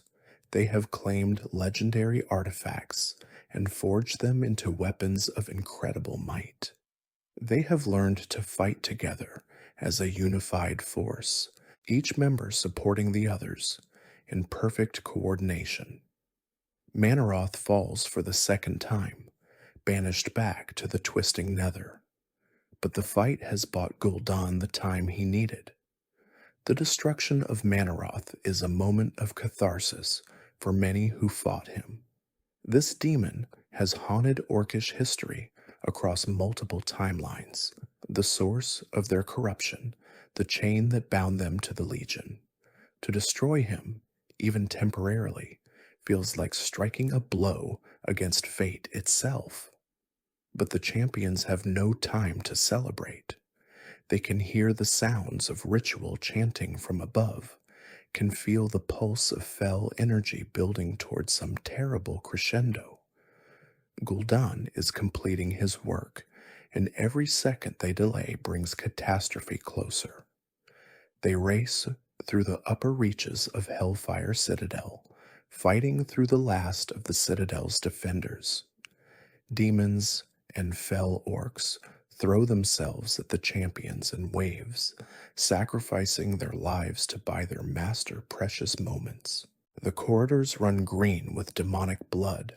Finally, they break through to the Black Gate, the portal that Gul'dan has been preparing. And there, they see what all their efforts have been building toward. At the Black Gate, Gul'dan completes his ritual. The portal to Azeroth opens, stabilized by the warlock's magic and powered by the souls of countless sacrifices. Through it, the champions can see their home, the world they have fought so hard to protect. and through that portal steps Archimonde. The Defiler, Lord of the Burning Legion's military forces, has come to Draenor personally. He is one of the most powerful demons in existence, a being who led the Legion's invasion of Azeroth during the Third War. He was destroyed then, unmade by the power of countless night elf spirits, but demons do not truly die. They return to the twisting nether and reform, and Archimonde has had years to prepare for this moment. He dwarfs the champions, his form radiating power that makes the air itself burn. His voice echoes across dimensions, speaking of endings and eternities, of worlds consumed and souls harvested. He has destroyed civilizations beyond counting. These mortals are nothing to him, yet the mortals do not flee. They have faced horrors before. They have stood against old gods and dragon aspects, against elemental lords and demon generals. They will not surrender now. Khadgar steps forward, his staff blazing with arcane power. The Archmage has studied demons for decades, has learned their weaknesses and their patterns. He knows that Archimonde can be beaten. The Night Elves proved it at Mount Hejael. What was done once can be done again. Irel takes her place beside him. The young Draenei has come so far from the slave she was when the champions first found her. She carries the blessing of Prophet Velen, the memory of Vindicator Marad, the hopes of her entire people. She will not let them down. Durotan rallies the Frostwolf warriors. His wolves howl their challenge to the demon, beasts that have never known fear refusing to show it now. The Frostwolf chieftain has fought alongside these champions from Azeroth, has learned to respect their strengths and their courage. He will stand with them to the end. And Gromash, freed from his chains by the chaos of the assault, takes up Gorehowl once more. The warchief of the Iron Horde faces the demon he once defied, the master of the being whose blood he refused to drink. This is his chance at redemption, at proving that his choices were not in vain. Together, they advance on Archimonde. The battle against Archimonde is the greatest challenge the champions have ever faced. The Defiler's power is immense, his abilities world-shaking. He summons infernals from the sky like rain. He tears open portals to the twisting nether itself, threatening to pull the champions into oblivion.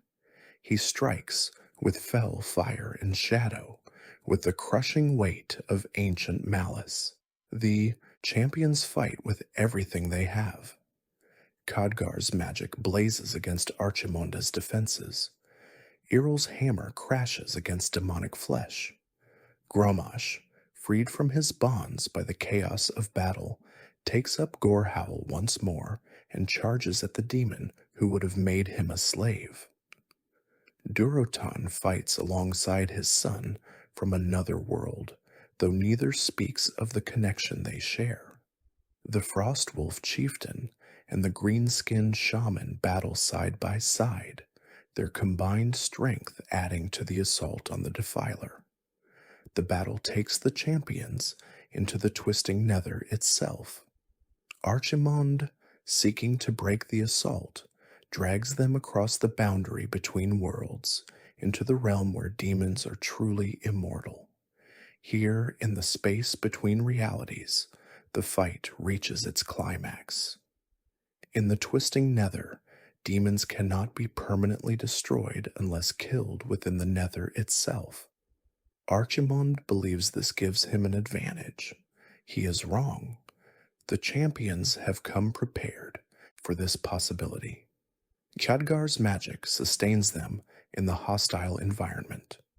Their weapons, forged for this purpose, strike true against the Defiler's essence. Archimonde falls. In the twisting nether, his death is final. The demon who destroyed Dalaran, who who invaded Kalimdor, who served Sargeras for countless millennia, is unmade at last. His dying scream echoes across dimensions. The death of Archimonde is a moment that will be remembered across every world the Legion has ever touched. One of the three original leaders of the Eridar, corrupted by Sargeras himself at the dawn of the Burning Crusade, has been permanently destroyed. The Legion is not invincible. Its greatest champions can fall to mortal blades, to the combined strength of warriors who refuse to surrender. For the champions who dealt the killing blows, the moment is overwhelming. They have just accomplished something that seemed impossible. They have faced one of the most powerful beings in the cosmos and prevailed. The weight of that achievement, the knowledge of what they have done, settles over them like a mantle. Some feel triumph, pure and simple, the warrior's joy in victory against a worthy foe. Others feel exhaustion, the bone-deep weariness that comes when the battle is finally over and there is nothing left to fight. Still others feel something harder to define, a sense of change, of transformation, of having crossed a threshold that cannot be uncrossed. They are no longer merely heroes. They are demon slayers on a cosmic scale. That identity will follow them for the rest of their lives, shaping how others see them and how they see themselves. But with his final breath, Archimonde hurls Gul'dan through the portal to Azeroth. The warlock vanishes in a beam of Fel energy, his master's last act sending him to continue the Legion's work on another world. Gul'dan tumbles through the collapsing portal, his body racked by the energies of dimensional travel. He lands on cold stone in a place he does not recognize. The portal behind him shatters, cutting off any hope of return to Draenor. But Gul'dan is not dismayed. He has served the Legion for too long to be stopped by such setbacks. His master has entrusted him with a mission, and he will fulfill it. Azeroth may have defeated the Legion before, but they have never faced someone like him, a warlock with knowledge of how history should unfold, with the backing of powers that transcend mortal understanding. He rises, brushing off the dust of his passage. Around him, ancient ruins crumble in silence. He does not know where he is, but he will find out. He will locate allies, gather power, and prepare the way for the Legion's return. The war is not over. It has only moved to a new battlefield. On Draenor, the champions watch the portal collapse with mixed emotions. They have won. Archimonde is dead. The Legion's invasion has been stopped. But Gul'dan has escaped, and they know what that means for Azeroth. The portal collapses behind Gul'dan. The connection between alternate Draenor and Azeroth is severed once more. The champions are stranded, but they have won. The Burning Legion's invasion has been thwarted. Garrosh Hellscream stands amidst the ruins of Hellfire Citadel, surrounded by allies he never expected. The Draenei he once sought to destroy fought beside him against a common enemy. The green-skinned orcs from another world proved their worth in battle. Even his old enemies among the clans have come together against the Legion. "We are free," he declares, his voice carrying across the battlefield. The words echo the defiance he showed years ago when he refused Manaroth's blood and struck down the Pit Lord. But they mean something different now. The Iron Horde is broken. Its war machines lie in ruins across Draenor. Its armies have been decimated by the campaigns of the champions. The dream of conquering Azeroth has proven impossible. Yet, Garrosh does not seem defeated. He stands tall, gorehowl in hand, surveying a world that has been freed from both demonic corruption and his own misguided ambitions. The orcs will have to find a new path forward, one that does not involve conquest or corruption. Duratan approaches his former enemy. The Frostwolf chieftain kept his clan out of the Iron Horde, refused to participate in Gromash's war. They should be enemies, these two orc leaders. Instead, they stand together, united by the battle they have just survived. The meeting of Duratan and Gromash in the aftermath of Hellfire Citadel is a moment pregnant with possibility. These are the two most powerful orc leaders remaining on Draenor, each representing a different vision of what their people might become. Duratan embodies the old ways, the connection to clan and land and ancestors. Gromash represents the new ways, the power of industry and unity and ambition. Neither vision proved entirely correct. The Iron Horde's conquest nearly destroyed both worlds. The Frostwolves' isolation left them vulnerable to enemies who did not share their restraint. Perhaps the future requires something of both approaches, strength tempered by wisdom, ambition guided by honor. They do not speak much, these two chieftains. There will be time for words later, for negotiations and treaties, and the difficult work of building peace from the wreckage of war. For now, it is enough to stand together, to recognize that they both survived, to acknowledge that the future must be built by all who remain. The champions of Azeroth have done what they came to do. The dark portal is destroyed. Gul'dan has escaped, but he is now Azeroth's problem, not Draenor's. This world can begin to heal. For the Draenei, the victory is bittersweet. Prophet Velen sacrificed himself to save them from Ner'zhul's void god. Vindicator Marid died defending Shattrath from Blackhand's assault. So many others fell in the long campaign. But the Draenei survive. Irel leads them now, a warrior priest who rose from slavery to become an exarch. Their future is uncertain, but their people endure.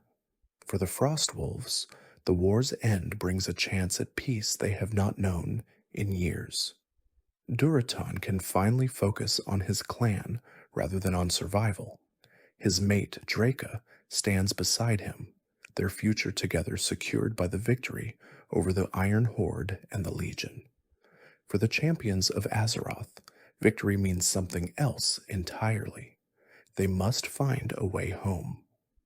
Khadgar begins working on a solution, his magical knowledge equal to the challenge. It will take time, but he is confident that a new portal can be constructed, one that will return them to their proper world. In the meantime, they help rebuild. The Draenei need assistance reconstructing their shattered communities. The orcs need guidance as they adjust to a world without conquest. The Arakoa, the Primals, the Breakers, all the peoples of Draenor must find their place in a new order. The champions share what they know of history, of magic, of the threats that lurk beyond the boundaries of this world. They warn of the Legion's patience, of the many ways that demons can corrupt and deceive. They teach the lessons they learned on Azeroth, hoping to spare this Draenor from the horrors that befell their own world.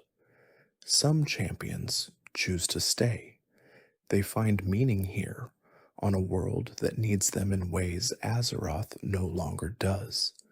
They build new lives among the Draenei or the Frostwolves, finding peace in a place unmarked by the scars of their previous battles. Others prepare for the journey home. They carry with them the memories of this campaign, the friends they made, the enemies they defeated, the lessons they learned. Draenor has changed them, as all great trials change those who survive them. The aftermath of the war reshapes Draenor in ways no one anticipated.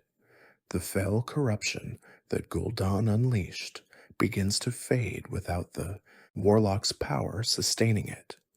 Tana and Jungle will never fully recover, but the spread of the Fellblight has stopped. The Orcish clans must rebuild their society from the ground up. The warlords who led the Iron Horde are dead or scattered. The war machines that defined their power lie in rusted heaps across the continent. They have their strength, their traditions, their honor, but they must find a new purpose now that conquest is no longer an option. Some orcs join with the Draenei, former enemies becoming cautious neighbors. The hatred between their races runs deep, carved by years of warfare and atrocity. But both peoples have seen what the Legion represents, what true evil looks like. Compared to that, their differences seem less insurmountable. Iryll emerges as the leader of this new coalition. Her faith in the light has only grown stronger through the trials she has faced. She believes that the peoples of Draenor can build something better than war, something that honors both Orcish strength and Draenei wisdom. Not everyone agrees with her vision, but she has earned the respect to pursue it. The Arakoa of the Spires begin their own reconstruction. The adherents who served the Iron Horde have been overthrown. The outcasts, so long despised and oppressed, are now the dominant force among their people. They must decide what kind of society they wish to create. Even the primals and breakers of Gorgrond return to their eternal struggle, though both factions have been weakened by their temporary alliance against the Legion. The forces of nature and stone will clash until Draenor itself crumbles to dust. The scars of war will take generations to heal. Tana and Jungle may never recover from Gul'dan's corruption. The foundries of Gorgrond stand silent, their forges cold, their purpose lost. The spires of Arx echo with the songs of outcasts who finally rule their ancestral homeland. But life persists. Children are born who will never know the Iron Horde, who will grow up in a world where orcs and Draenei live as neighbors rather than enemies. They will hear stories of the Great War, of the champions from another world who came to help, of the sacrifices that made their peace possible. Those stories will shape the future of alternate Draenor. They will become legends, then myths, then foundation stones of a new culture. The children of this world will grow up knowing that even the darkest threats can be overcome, that unity across differences is possible, that hope is never truly lost. Grommash watches this new world take shape with complicated emotions. He built the Iron Horde to conquer, to prove Orcish supremacy, to carve out an empire that would span worlds. Now he must accept a different legacy, one of defeat and redemption rather than victory and glory. It is a hard lesson for an orc of his generation, but he learns it slowly with the help of those who were once his enemies. The Hellscream name will be remembered on this Draenor, but perhaps not in the way Grommash originally intended. The champions return to Azeroth through a portal that Khadgar constructs over several months. They bring with them stories of heroism and sacrifice, of battles against warlords and demons, of a war that spanned 2 worlds and countless lives. They also bring warnings. Gul'dan escaped to Azeroth. The warlock who corrupted the Iron Horde, who served Archimonde, who nearly delivered 2 worlds to the Burning Legion, is loose somewhere on their home world. He will not abandon his master's cause. He will find new ways to serve them. The Legion has been defeated on Draenor, but the war is far from over. Sargeras still commands armies beyond counting. Kil'jaeden still plots vengeance against those who defied him. The demons will return, stronger and more numerous than ever. Azeroth must prepare. The veterans of the Draenor campaign scatter across the Alliance and Horde, returning to their homes and their duties. They carry the weight of what they experienced, the trauma of endless warfare, the grief for fallen friends, the complicated emotions that come from surviving when so many others did not. While some struggle to adjust, the peace of home feels strange after months of constant battle. They wake in the night, reaching for weapons that are not there, responding to threats that do not exist. The sounds of everyday life, children laughing, merchants calling, birds singing, seem too loud, too sudden, too peaceful. Others find comfort in the return to normalcy. They embrace their families, resume their trades, pick up the threads of lives they left behind when the dark portal turned red. They do not forget what happened on Draenor, but they choose to look forward rather than back. All of them watch for signs of Gul'dan's return. They know the Warlock is out there, somewhere on Azeroth, plotting the Legion's next move. They know that the peace they have found is temporary, that another war is coming, that the champions will be called to fight once more. When that call comes, they will answer. They are veterans now, tempered by a campaign that tested every limit they possessed. They have faced warlords and demons, have stood against armies, and survived impossible odds. Whatever Gul'dan brings against Azeroth, they will be ready. The Burning Legion does not know the enemy it has made. It does not understand what it means to face the champions of Azeroth, heroes who have saved their world time and time again, who have grown stronger through every trial, who will never stop fighting for those they love. Gul'dan will learn, so will his masters. The story of Warlords of Draenor is one of consequences and choices. Garrosh Hellscream made his choice when he escaped his trial and fled to another world. Garrosh Hellscream made his choice when he refused the demon's blood and struck down Manaroth. Gul'dan made his choice when he surrendered his soul for power. The champions made their choice when they pursued Garrosh through the dark portal. Each choice created ripples that spread across two worlds. The Iron Horde rose because Garrosh chose to share his knowledge. It fell because Garrosh chose pride over power. The Legion returned because Gul'dan chose to never stop serving his dark masters. And through it all, the heroes of Azeroth made the choices that mattered most. They chose to fight when retreat would have been safer. They chose to sacrifice when survival would have been easier. They chose to hope when despair would have been rational. Those choices saved two worlds. The campaign across Draenor taught the champions of Azeroth lessons they will carry for the rest of their lives. They learned about the nature of time and parallel realities, about how history can branch in unexpected directions. They learned about the orcs as they were before corruption, fierce and proud and capable of both terrible cruelty and surprising nobility. They learned about themselves.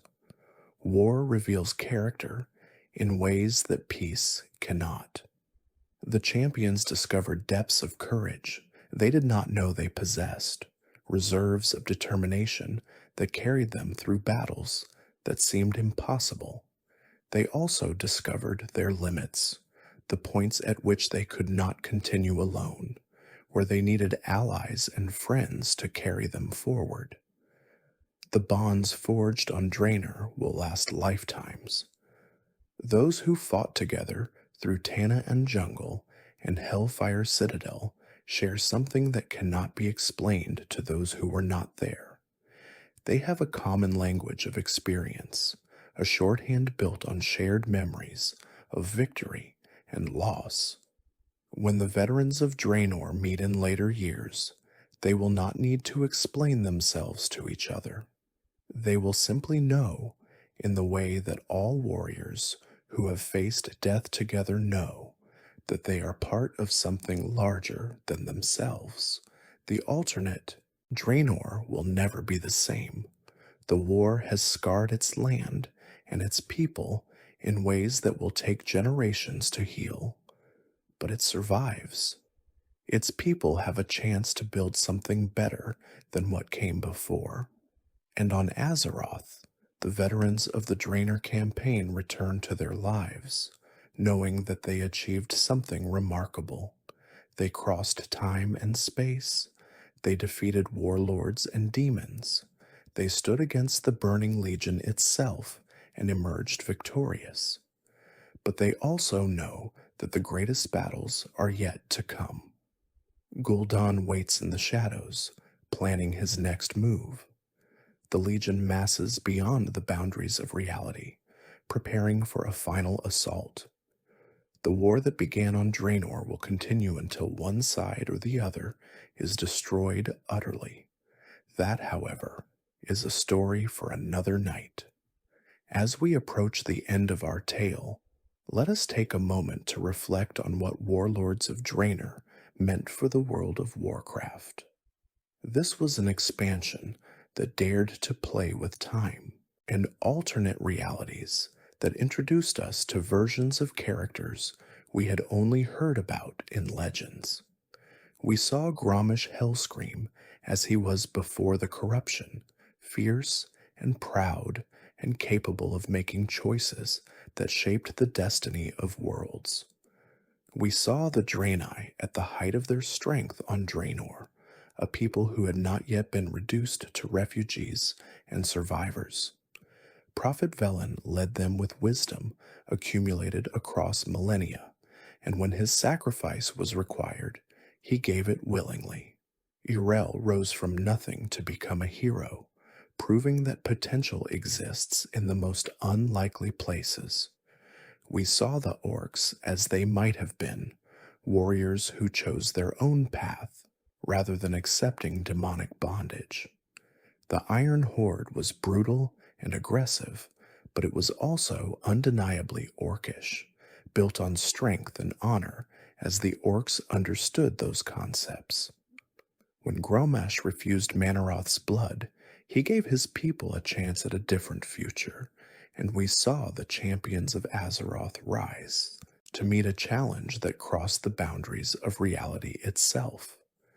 They adapted to an unfamiliar world, forged alliances with peoples they had never met, and ultimately defeated threats that would have destroyed both worlds. The story of Warlords of Draenor is ultimately about choices. Every major event in the expansion flowed from someone's decision. Garrosh chose to escape and build the Iron Horde. Grommash chose to reject demonic corruption. Gul'dan chose to never stop serving his masters. The champions chose to fight again and again when easier paths were available. Those choices created the world that emerged from the war. They shaped the future of alternate Draenor and set in motion events that would shake Azeroth itself. Every choice matters. Every decision creates ripples that spread further than we can imagine. For now, let the tale of Warlords of Draenor settle over you like a warm blanket. Let the battles and the heroes, the sacrifices and the victories drift through your thoughts as sleep approaches. The orcs and Draenei of that distant world have found their peace. Perhaps you can find yours as well. The fires of the Iron Horde have died to embers. The demons have been driven back to their nether realm. The champions rest, at least for a time, their duty done and their honor intact. And on Draenor, a world that was nearly destroyed twice over, life continues.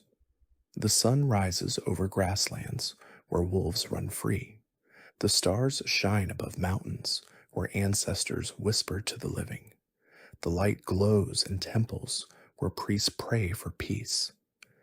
Somewhere on that world, a frost wolf mother holds her child close and tells stories of the strangers who came from beyond the stars.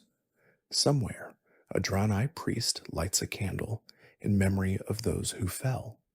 Somewhere, an orc warrior lays down his blade and picks up a farming tool, learning a new way to provide for his family. These small moments, multiplied across an entire world, are what the champions fought for. Not glory or conquest, but the chance for ordinary people to live ordinary lives. That is the true victory, the one that matters more than any battle won or demon slain. It is a world worth saving. They are all worlds worth saving. Remember that as you drift toward dreams. Remember the heroes who crossed between realities to protect everything they loved. Remember the choices that made the difference between destruction and salvation. And remember that even in the darkest times, when all seems lost and the enemy appears unstoppable, there are those who will stand and fight. There are those who will never surrender, never yield, never abandon hope. They are the champions of Azeroth, and their story is far from over. Thank you for joining us here at World of Sleepcraft. If you enjoyed this journey through Warlords of Draenor, please consider leaving a like and subscribing to the channel. Your support helps us continue creating these tales of Warcraft lore for your peaceful nights.